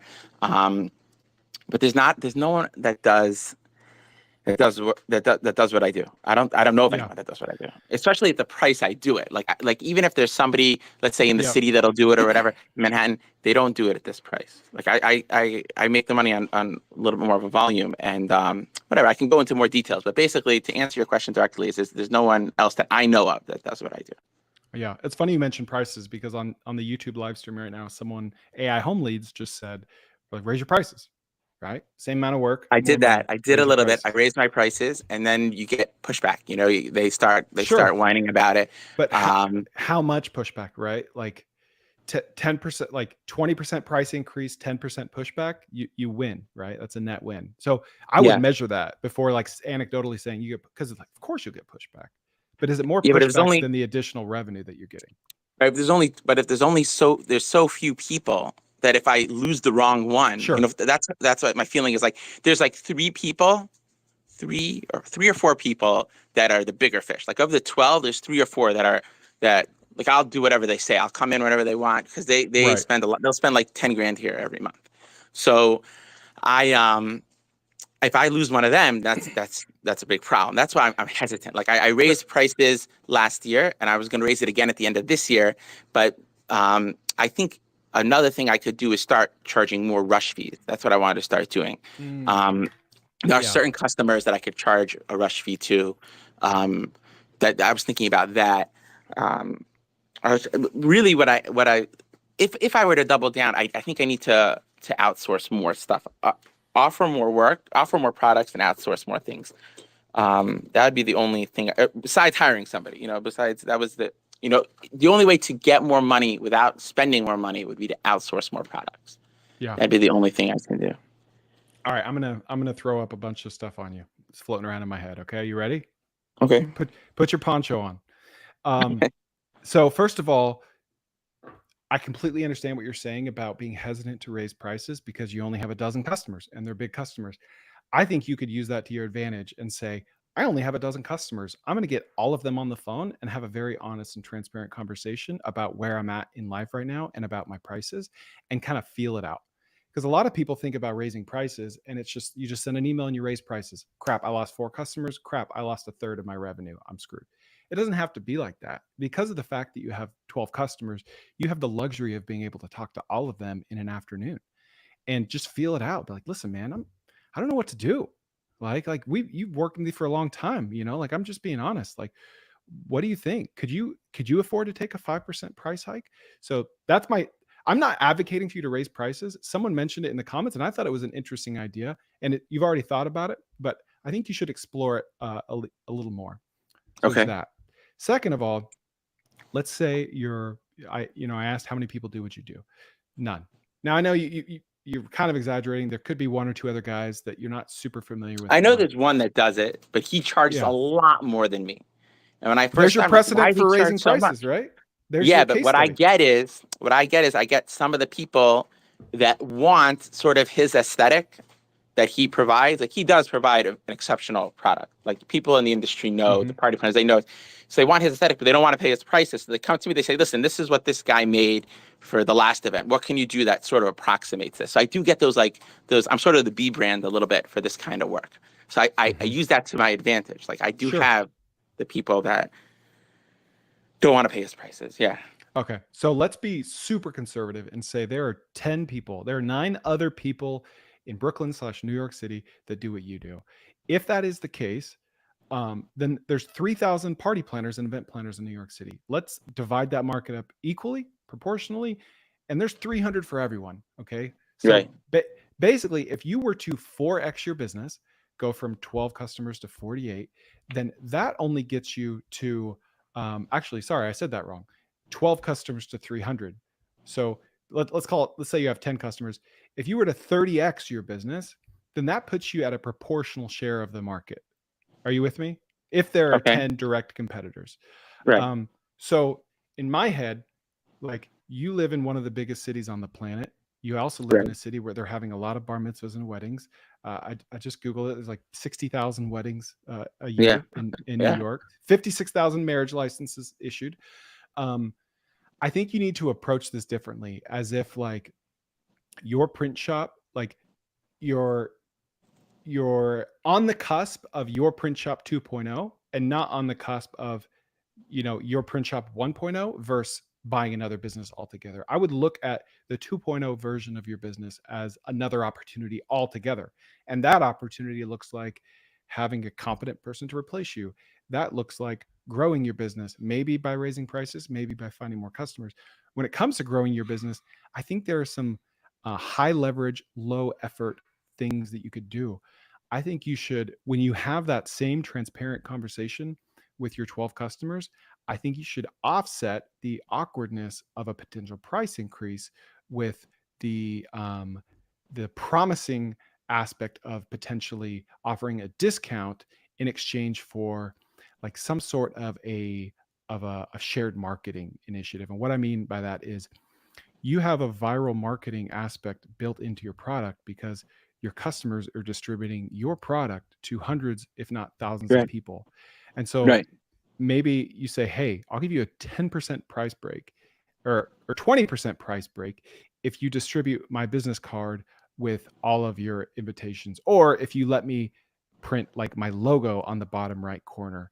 And maybe they freak out and like, that'll never work because it's but maybe they don't. Maybe they have price sensitive customers that wouldn't mind that. Right. It's kind of like if you're a web designer, you're like, listen, it's going to be $5,000 to make your website, or it's going to be $3,000 if you can just let me put my name in the footer. That way I get a backlink. And then maybe one day someone sees it and clicks and I'm able to sell them a $5,000 website. Have you ever tried something like that? Yes, I did. I did that. I did it for probably 2 years. On all the day of printing that we do for weddings, I put my phone number and email address in like 6-point font on the back, very small. And one party planner said, no, you can't do that. I said, fine, no problem. It's only one of them said that. Everyone else didn't care. I got one phone call, and that phone call was only they wanted to know if they could use a portion of my work without paying me anything for it. Like, they wanted the files. They wanted like my Adobe Illustrator files. I said, sorry, I'm not going to do that. And that's how I make money. Like my design, all that's my money. So that was the only call I got from that. In 2 years? It's at least 2 years. Yeah. Cause I was doing it. It could have been even a little longer than that. Yeah. Just no one called. No, like I ask every single person that comes in or calls or emails how they found out about me. I ask every single person, all word of mouth, everything. Previous customers or people that came here to buy something, but didn't end up for whatever reason, but enjoyed the experience. It's all referrals. But no one called me back based on that. I tried partnering with event people and telling them, like with trade show people, I tried partnering with them and said, listen, make me your preferred printer, and I'll give you a 10 or 20% cut. I forget what I told them. I gave them a substantial cut. And they said, okay, great. And they sent out a promotional thing. And I got a lot of tire kickers, but no one pulled the trigger. One person did. So it was like a $40 order. It was a joke. I tried a lot of these things. That's what sort of makes me a little pessimistic. Like if I've had people come in here and drop, $10,000-$15,000 on an order. And I said, listen, whatever you do, for business or whatever, maybe I could print for your office. And I couldn't spin that into customers. Like I tried a lot of things. What has helped recently is calling like the venues instead of the party planners. That's been an additional stream of revenue. And I just reached out to a couple other ones that I found last week. I did the email, and then I'm going to follow up with a phone call next week. I find that most people, that's like the business advice videos I see recommend that. Start with an email and then call and follow up and refer to that email. Trying to think what else I've tried. I've tried a lot of things. Yeah. No matter what you try, you do have to have multiple touch points, right? And maybe it's the same venue, like maybe you cold call them 10 times and maybe it's 10 different types of touch points. But yeah, if you try that again by printing your name and number, I would try printing a different number that you only use for that. Because if most of your business is based around referrals, a lot of times leads don't come back in the door for months or years, right? Right. Have you tried using a different email address or a different phone number for certain initiatives to track? I haven't tried that. I should try that. Okay. That's one lever, right? But you could hop on Upwork and find someone in Argentina that has just a slight Hispanic accent or a slight Latin accent, and have them start cold calling events and just very low pressure, like, hey, we're in the area, and just like $8 an hour, you could have them doing that 10 hours a day and sending you a daily report at the end of the day. How many did you talk to? How many people showed interest? How many people said never call me again? Like you need hooks in the water, right? Like you need a lot more hooks in the water if you want to grow. And if you're having operational issues with this business, which it sounds like you are, and I do too, a little bit, yeah. No judgment, then that's gonna carry you on to the next business, right? So it's almost like you're in this is maybe a bad analogy. You're in kind of a toxic marriage right now. You don't know how to get out of it, but you want to. Yeah, it's really what it is. I tell my wife, like, I have another woman. It's like, it's crazy. It's like, it's really crazy. So you're in this toxic marriage. You're like, I need a better wife. I need a better woman. But you really need to fix what's going on there. And it might not be your fault, but you still have to confront it head on. And then once you do, you're either going to learn, you know what, this marriage wasn't toxic. I was just looking at it wrong. Or you learn, this is toxic and I figured out how to fix it. So I'm going to go into another marriage and I'm going to be that prepared. Like, you're not to that point yet. You're just at like the toxic point. You need to get to the point where you answer that question for yourself. Do I need another business, or did I just fix my business in the process of getting ready to sell my business? And now I don't even want to sell it, right? You're just like, you're asking the right question, but you're too early. Yeah, this is what basically everyone's been telling me. That you're saying what everyone else has been saying. Like, why am I running away from this? Like, why would I get rid of something that's making me money? Everything that I see as such a big problem is really very surmountable. It's not, none of this stuff is insurmountable, and I should just figure it out instead of running from it. Basically, that's what they've been saying. But you are figuring it out, right? Like, the fact that we're talking means you're figuring it out. Yeah, I've streamlined so many things. Like, part of what's been difficult is it's been me. A lot of my employees, majority of the employees have always been family. My wife, my sister-in-law, my mother-in-law worked for me for a little bit in the beginning, and it's hard to get family to, like, if you try to institute a process, you can't discipline people that aren't conforming to the process because they're your family. So then like if they don't want to do the process, they're just not going to. But since my wife left in November after our 6th kid, and my sister-in-law's has less hours, so I've been able to make things very streamlined. Everything's been templated. There's a system. There's email scripts that I have that I send to each person emails depending on what they're asking. Like I've really streamlined things a lot, and it's getting more and more organized. The bookkeeping is not great. That's always been a problem. I have to, I spoke to an accountant. I know what I'm supposed to do. I just have to do it. But I've just been trying to just get away from this. That's really what I've been trying to do. I've been like holding out that I could somehow just escape. But you're telling me this is what I need to do. This is what I need to do. So okay. We're about out of time, but I just want to give you a couple more things. Okay. I want you to make me a promise that by the end of the day, you will have 2 posts on Upwork, one for a cold caller, one for a bookkeeper. A bookkeeper on Upwork will cost you $300 a month. And well, I have a guy I'm working with already. Someone to clean up your books, because you said your books are ugly, and I get that. So I've hired VAs for everything, and I've had very hit and miss experiences. But when it comes to financial stuff like binary, like categorize this or that, I've had a lot of good luck. So I have a guy who told me what to do. Like I have a QuickBooks. I just have to classify, the transactions, and I set the rules. And for some reason, the rules are not automatically classifying the transaction. I'm not sure why that is. I have to figure out what I'm doing wrong. So in that case, I would open QuickBooks, start Loom, hit Loom, and say, hey, here's what's going on. I'm classifying it. I don't know what to do. Take that link, go to Upwork, post in your job posting, and say, someone fix this for me, please, $50. And it could be fixed by the end of the day or by the end of the week.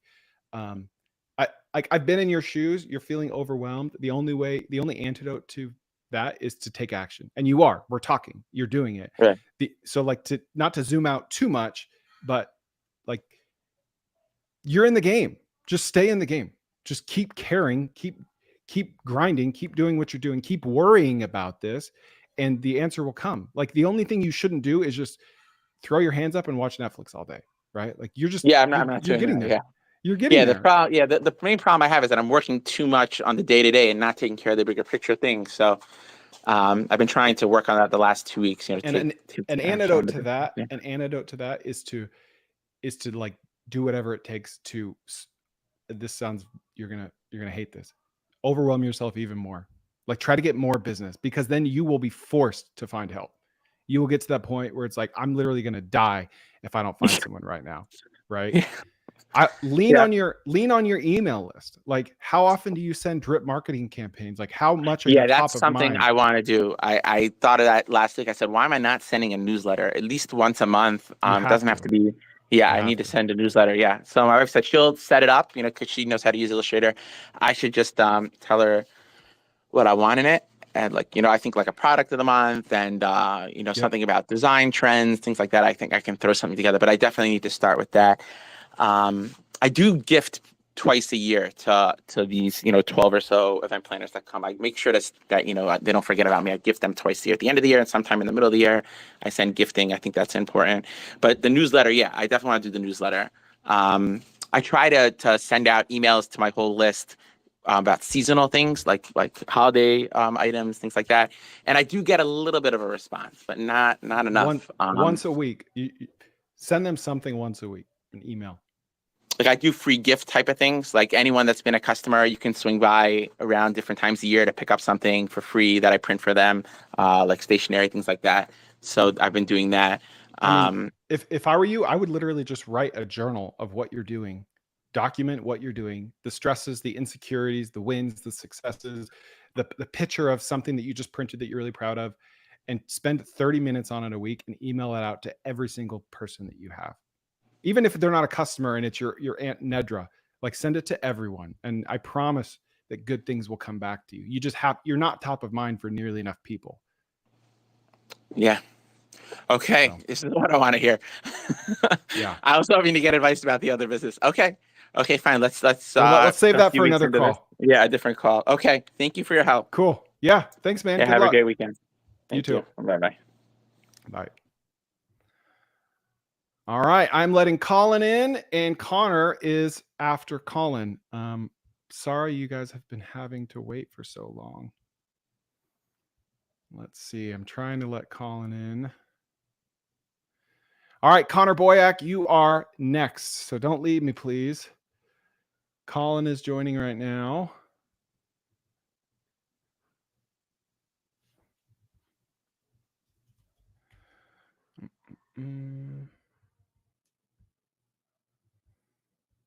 Colin, are you there? So Colin and I spoke last week, but we had some connectivity issues, and I got a pop-up here saying that we're having more connectivity issues.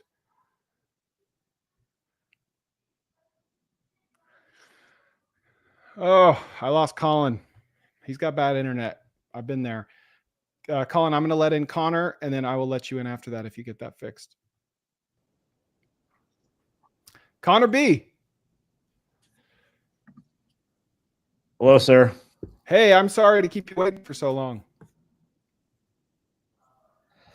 Here we are. All good. Yeah. Okay. Is there a delay? Can you hear me okay? I think there is a slight delay.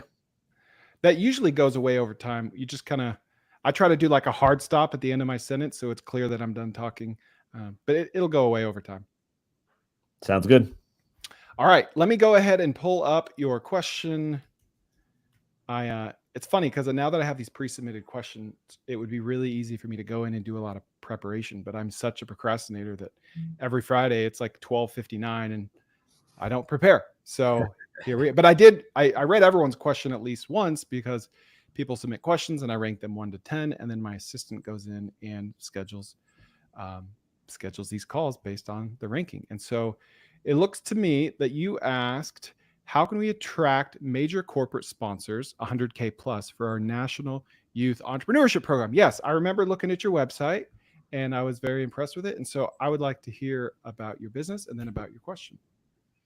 Sounds good. So this is called the Children's Entrepreneur Market. It is a series of Saturday morning, largely activities. Think of these like lemonade stands on steroids, or like a farmer's market where it's run entirely by the kids. So mom and dad can help set up and take down the booth, but the kids run the whole show. And so not only are we giving kids an opportunity to learn about marketing and money and customer service and how to pitch and how to close and all that, we're really empowering them through the profit motive to get them excited about earning money, but use that as a way to teach about the principles of free enterprise and get them to become future little entrepreneurs and capitalists. The schools aren't doing this.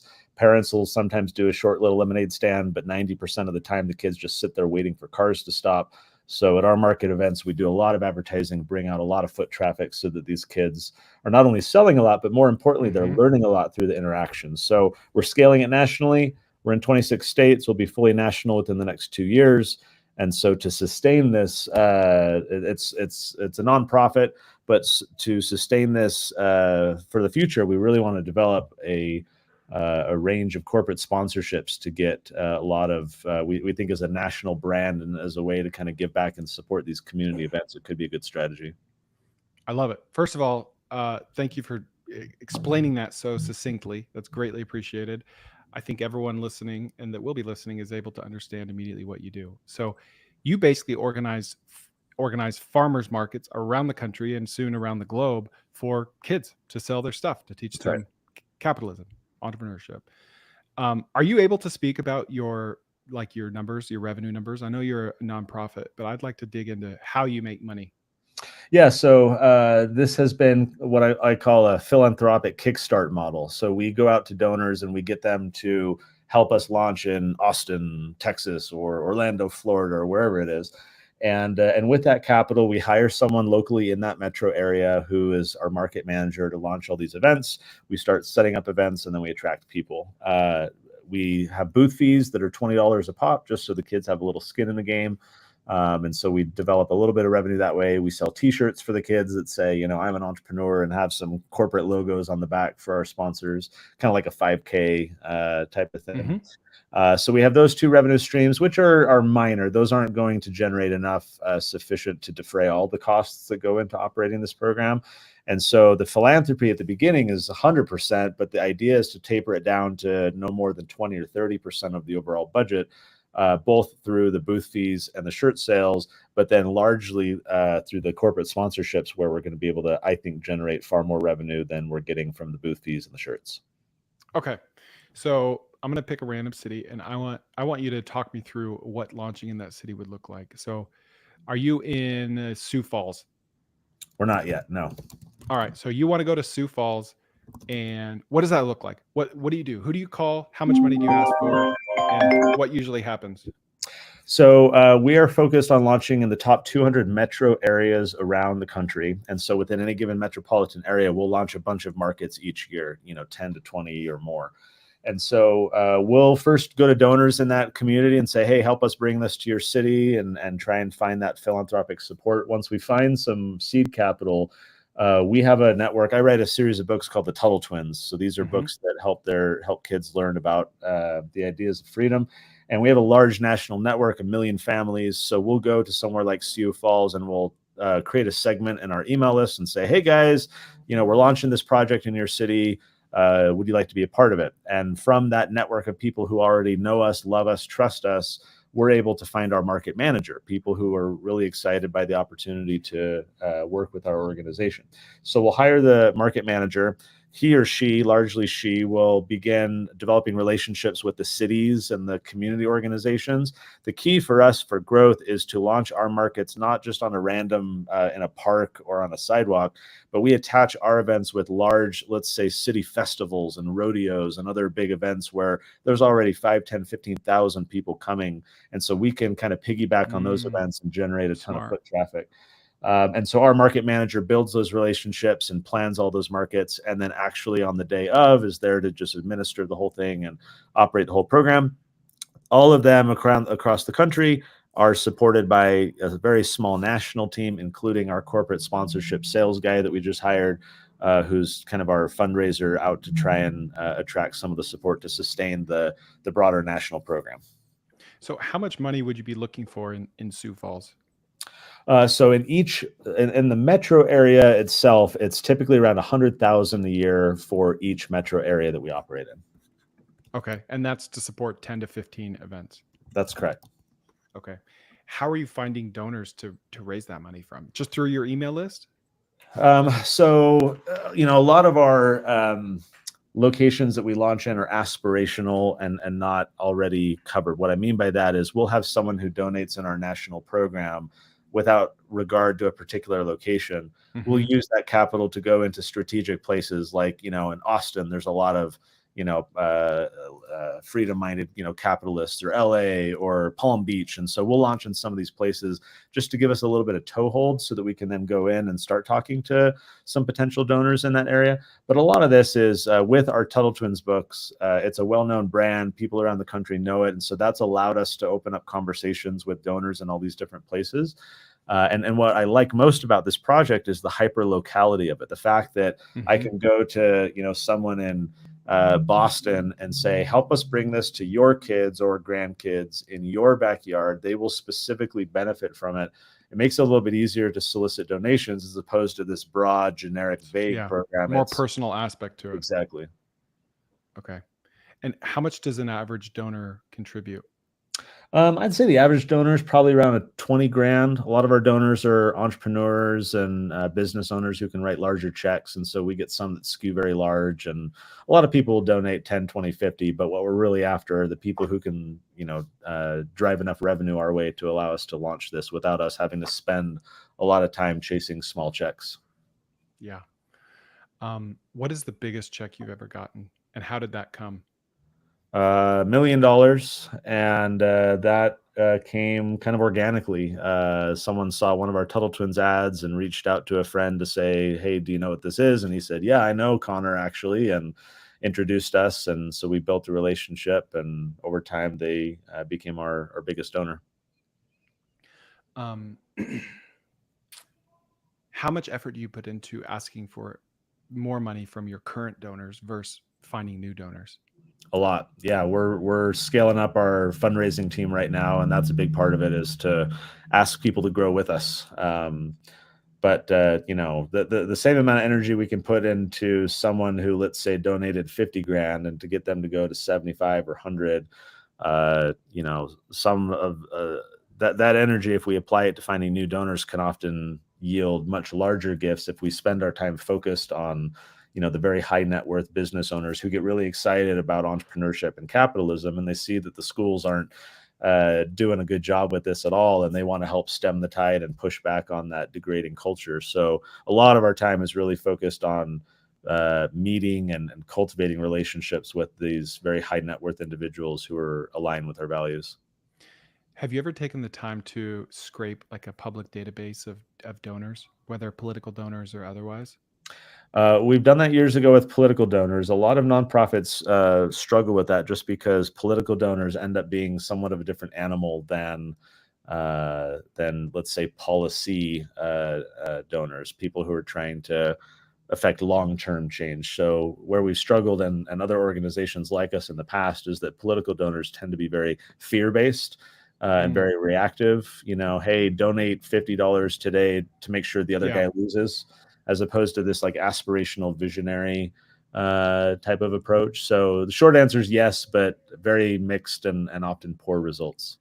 I guess I didn't mean like specifically scraping a list of political donors, but rather finding organizations or databases where this type of donor is made public, right? Like I'm thinking like a children's museum that has a page on their website dedicated to all of their donors, right? So having a VA go in and scrape all those, maybe it's just first and last name, maybe it's just the Jones family, and taking that database and trying to append the data with address, email, phone number. Have you ever tried that? So we've done that only for corporate sponsorships. So we'll go to, let's say, an organization like Junior Achievement or something like that, and they'll list who their major corporate sponsors are. So that gives us a signal as to like, hey, here's a business that, at least in one case, supports, you know, youth learning financial literacy and learning about this. And so that's how we developed our first kind of base list of what type of corporations that we're going to, you know, try and go after and approach. Haven't really done it for the individual donors. In our experience, a lot of nonprofits keep that confidential, and there's just not a lot of data out there that you can get. For example, our own nonprofit, we don't disclose our donors, and so no one would be able to obtain that data. And so oftentimes it's either corporations or foundations which are required to be public in their disclosure about donating. And so those are both ways that we've been able to try and cultivate those lists and go after new people. Okay. Let me ask a totally different type of question. Do you have any data on how much revenue flows through an average market through the kids? So the average kid earns, I think it's around $150 right now in a 3-hour market. And so typically we get 60 to 100 kids depending. And so whatever that math is, that's, like, you know, 10 $9,000. Yeah. 10 grand. Yeah. Like that. Okay. And then how many markets per year on average? So we are in the process of scaling right now, just started last year. This year, we will do about 340 markets around the country. And within 5 years, that'll be up to 2,000. But right now it's 340 markets. So that's, you know, 3.4 million if we're saying about 10 grand per market. And then realistically, how much do you think you'll raise this year? Not like what your goal is, but what do you think you'll end up raising? Does this include corporate sponsorships or just from the philanthropic donors directly? Including everything. Everything all together? Probably, I'd say $1.5 million if I just had to think off the top of my head. Okay. And so the original reason that you wrote in was you're trying to find more 100K sponsors, right? Because you're chasing $20,000 checks, and you think 100K, it would just be more efficient, right? Well, very specifically, the question is to attract the corporate sponsors. We have a good strategy with the individual donors, the foundations. We've got a good thing going there. What's new for us is trying to package this in a way that's very interesting to the corporate givers who are giving to the junior achievements and others as well. Trying to find the right way to present what we're doing in a way that would be attractive to corporations specifically. What is the title of someone at a corporation that might be the decision maker for something like this? A lot of times it's the kind of the marketing team. A lot of organizations have like a corporate social responsibility type of person. I think my team has created that list of job titles, so I'm shooting from the hip. But community outreach is another one. I know we often see some companies will have a community outreach team or at least one person on it. So those are some of the top of mind ones. And what type of outreach have you done to these job titles so far? For now, it's just been we're in early stages for this, so it's just been a lot of LinkedIn outreach and kind of creating DM workflows and trying to use Hunter.io to find email address patterns and then reach out to them and just build a sequence where we're then following up and trying to cultivate them. And has that been fruitful at all? Like I said, early stages. So we've got some good conversations going, but not specifically any major corporate gifts yet. Okay. And earlier you mentioned you had 1 million people. Is that 1 million email addresses, or what does that data look like? Those are email addresses. So nationwide, about 1 million and spread across the country. So these are people who've bought our Tuttle Twins books or engaged with our content in exchange for an email address. And so mostly it's the moms getting this stuff on behalf of their kids. So it's basically 1 million unique households is how we see it. And how often are you emailing everyone on that list? Oh, twice a week. Okay. What are your open and click rates? Open rates are like 55%, and click rates I think are pretty low because primarily when we're emailing people twice a week, it's more newsletter, not boring corporate newsletter content, but it's talking about current events and just keeping a strong relationship for when we do have a big sale of our books or something more specifically like that. So just creating a lot of content and value in the relationship and informing them. So not every email is designed to get people to click, I guess is the point. So I think it's like I don't know, 2 to 4% somewhere around there for the click rate. And of all the emails you send, let's say you send 100 a year, what percentage of those are talking about fundraising or asking for fundraising or talking about your markets versus talking about your books? So I mean, 95% of the emails are talking about the books and the ideas in the books. We only occasionally sprinkle in any fundraising appeals directly to this audience. Okay. So very rarely do you talk about fundraising. Now, do you ever talk about markets that you're hosting, but not fundraising to the list? So we'll send targeted emails. Yeah. So we won't blast the whole list, but when we're ready to launch in Sioux Falls, right, we'd have that segment and then we'd go back out to them and say, hey guys, we're ready to launch. Here's how you can sign up your kids. Here's how you can support what we're doing. So yeah, we'll do the kind of segmented emails to the particular people in that region. And what software are you using for email? Klaviyo. Nice. I love it. How granularly are you segmenting? Based off of zip code. So we'll do like within 30, 40 miles of the, core location that we're focused on. And so whoever falls in that area. And then how much data do you have on each email address? We haven't done any kind of external appending and any other data services like that beyond what they've given us. And so typically it's, hey, here's my, shipping address for the books. And so then we get their mailing address, their phone number, their email. And that's basically it. We do ask at checkout, like the ages of their kids is an optional question just so we can segment on that. But typically it's just their location information. Okay. So I love Klaviyo. I love email marketing. I love that you love it. It seems 1 million emails is a ton. I don't even want to know what your Klaviyo bill is. What is your Klaviyo bill? I don't know, but I remember I looked. Don't look at it. Year, and it was a lot of money. Oh yeah. I mean, I pay thousands, and my list isn't anywhere near that big. I would segment your data even more. I would try to append it. I would also put your emails in a spreadsheet and separate out the domains. So basically cull out all of the Yahoos and the Gmails, find all the corporate domains and try to find which emails is a work email. And then I would take those far away from Klaviyo and use something like Lemlist or Gmass to send hundreds of emails, not millions, hundreds at a time from like an email address, like maybe your personal email address, using something like Gmass, where you can plug in their first name. You can plug in as much personalized data as you want and say, Carla, like, I see that you work for Coca-Cola. You know the Tuttle twins. You're on our email list. I'm just very curious. Like, this is what we do. We raise money for this program. This program changes lives. Do you know anyone at Coca-Cola, or know anyone that might know someone that I could talk to about corporate sponsorship?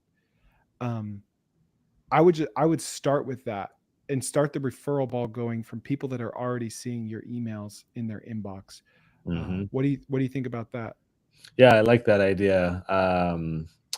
It prompts a question in terms of data appending. Do you have any particular companies or services that you like or recommend that do that? We haven't done that yet. I just did this like a month ago. Oh man, let me see if it like pops up in my browser. Put you on the spot. I know. I just remember the website was green. That's not helping you at all, but I can picture the website. I will say that the prices are all over the map on that, and I was able to find one that was reasonable and cheap. If I find it, I will put it in the show notes, and I will email it to you as well. There's probably an email in my inbox, but I remember it was like 70 to 80% cheaper. This is what I did. I found like 4, and I uploaded the same list to all of them, and the one that was like 70% cheaper was just as good, if not better, than the others. Nice. So let me see if I can find it, and I'll send it to you. But if I don't find it, just keep looking until you find one that's drastically cheaper, and green. And test it again. Yeah, and green. And test the same list against a few of them to see which one works best. I like it. Yeah, because those services are really good. It'll tell you their the LinkedIn URL of their profile. I just feel like with 1 million people, you have such an advantage, and you can even take that list. Do you do any paid ads, Facebook or Google? Oh yeah, quite a bit. Have you done lookalike audiences? Yep. Based on that list. Oh yeah. Have you done ads for corporate sponsors at all? Not for corporate sponsorships, we haven't. No, our ads are all centered around getting people to buy our books, so we haven't done ads for the corporate. I would try that on LinkedIn specifically. Upload your email list to LinkedIn and make a lookalike audience. I don't think it's called lookalike on LinkedIn, but make the equivalent of a lookalike audience on LinkedIn for people with that job title. I would try paid ads for corporate sponsorships for people. You don't even need to make it look like audience. Just upload the 1 million people and make an actual audience out of that. Yeah. And send push the paid ads towards them at the same time that you're sending these emails. So hopefully some people can see both around the same time frame. It's a great idea. Fun idea that I'll get working on. I like it. I appreciate it. Absolutely. Well, let me know if it actually works for you. And if it doesn't, let's chat some more ideas. Awesome. Okay. Appreciate it, Chris. All right. Yep. Thank you, Connor. Bye. See ya.